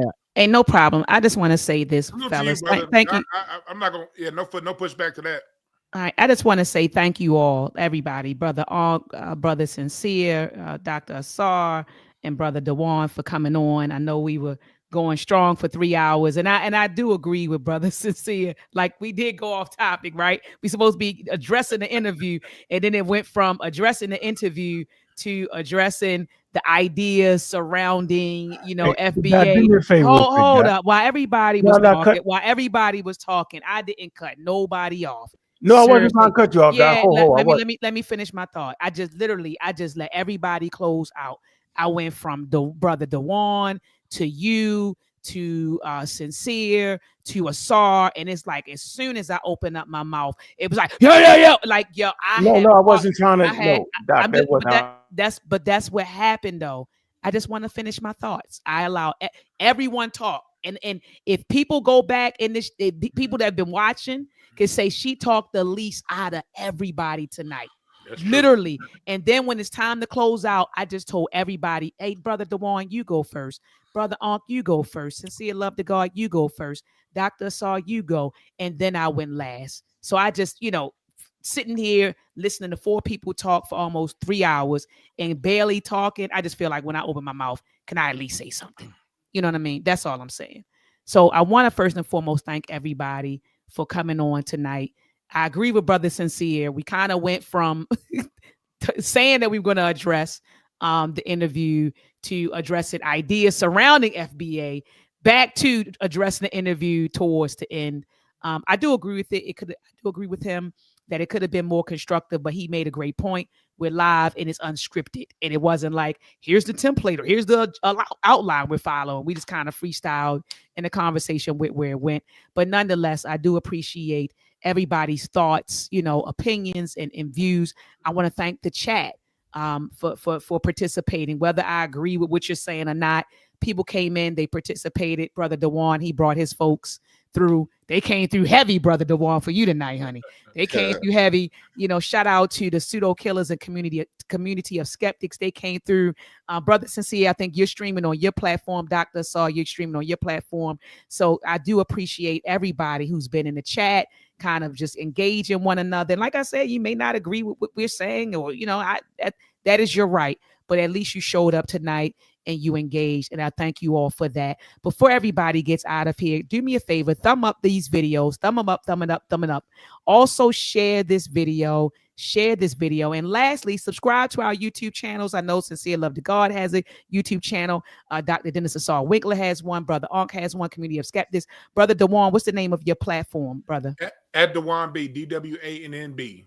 Yep. So he has his platform. So subscribe to our YouTube channels, hit the notification bell so that whenever we go live, you will be notified. And lastly, I just want to say this. When we have these, I feel like social media is a gift and a curse, right? It's a gift in that we are able to connect with different people and yes, share ideas and share information. But the curse is that some of the stuff we're sharing misinformation, disinformation, and malinformation. And so I just want to charge people who do have influence, right? Who do pick up this mic to do your due diligence before you start spewing, ideas and opinions. Do your due diligence, research, educate yourself. Because as Dr. Asar said, sometimes the messaging isn't accurate, and we want to make sure that when we grab these mics and when we spread ideas and concepts, that we're being as accurate as possible. And so that's what I had to say. Anything else? I know Brother Ankh, you wanted to get in. No, I actually didn't want to get in. What was the two? I just wanted you to, while you was talking, I just wanted to share the map so we could see the genetic signatures. I did not want to say nothing. I just want to show these brothers the article. I wanted everybody to see that while you was talking. That was it. I don't have nothing to say. All right, everybody finished? We all done? Brother Sincere? Dr. Ma'at, do you know the two races that I missed? I'm asking that seriously because I got that from Van Sertima's book. Mm-hmm. What I was talking that it about. was three races. Yeah. It was 5. That it was 5. Yeah, what was the two that I missed? So who did he miss? Oceania, Mongoloid, Caucasoid, Negroid, and Native American. Native American. That's a race? Yeah, it was 5 of them. Native American is a Mongoloid. Those are Mongoloids. The red natives. Saying it was all wrong, though. That's the point. You're still promoting outdated racist information. Is outdated. That's what I'm saying. There is no such thing as race anymore. No, I agree with that point. There's only one human race point, but I was talking about the construct. But anyway, we out of here for tonight. All right, y'all. Parents, the future is moving fast, and too many of our youth are missing out on the coding, circuitry, and AI skills that will shape tomorrow's opportunities. And when STEM programs ignore Black history, our youth lose the cultural spark and legacy connection that gives them confidence, creativity, and power. We cannot afford that gap. That's why the UACI Virtual Winter STEM Camp is a must. From December 29th, 2025 through January 2nd, 2026, our youth will code, build microbit circuits, explore real AI tech, all while connecting STEM to the brilliance of their African heritage. Spots will go fast, so go right now to UACISTEMcamp.com and enroll your young geniuses today.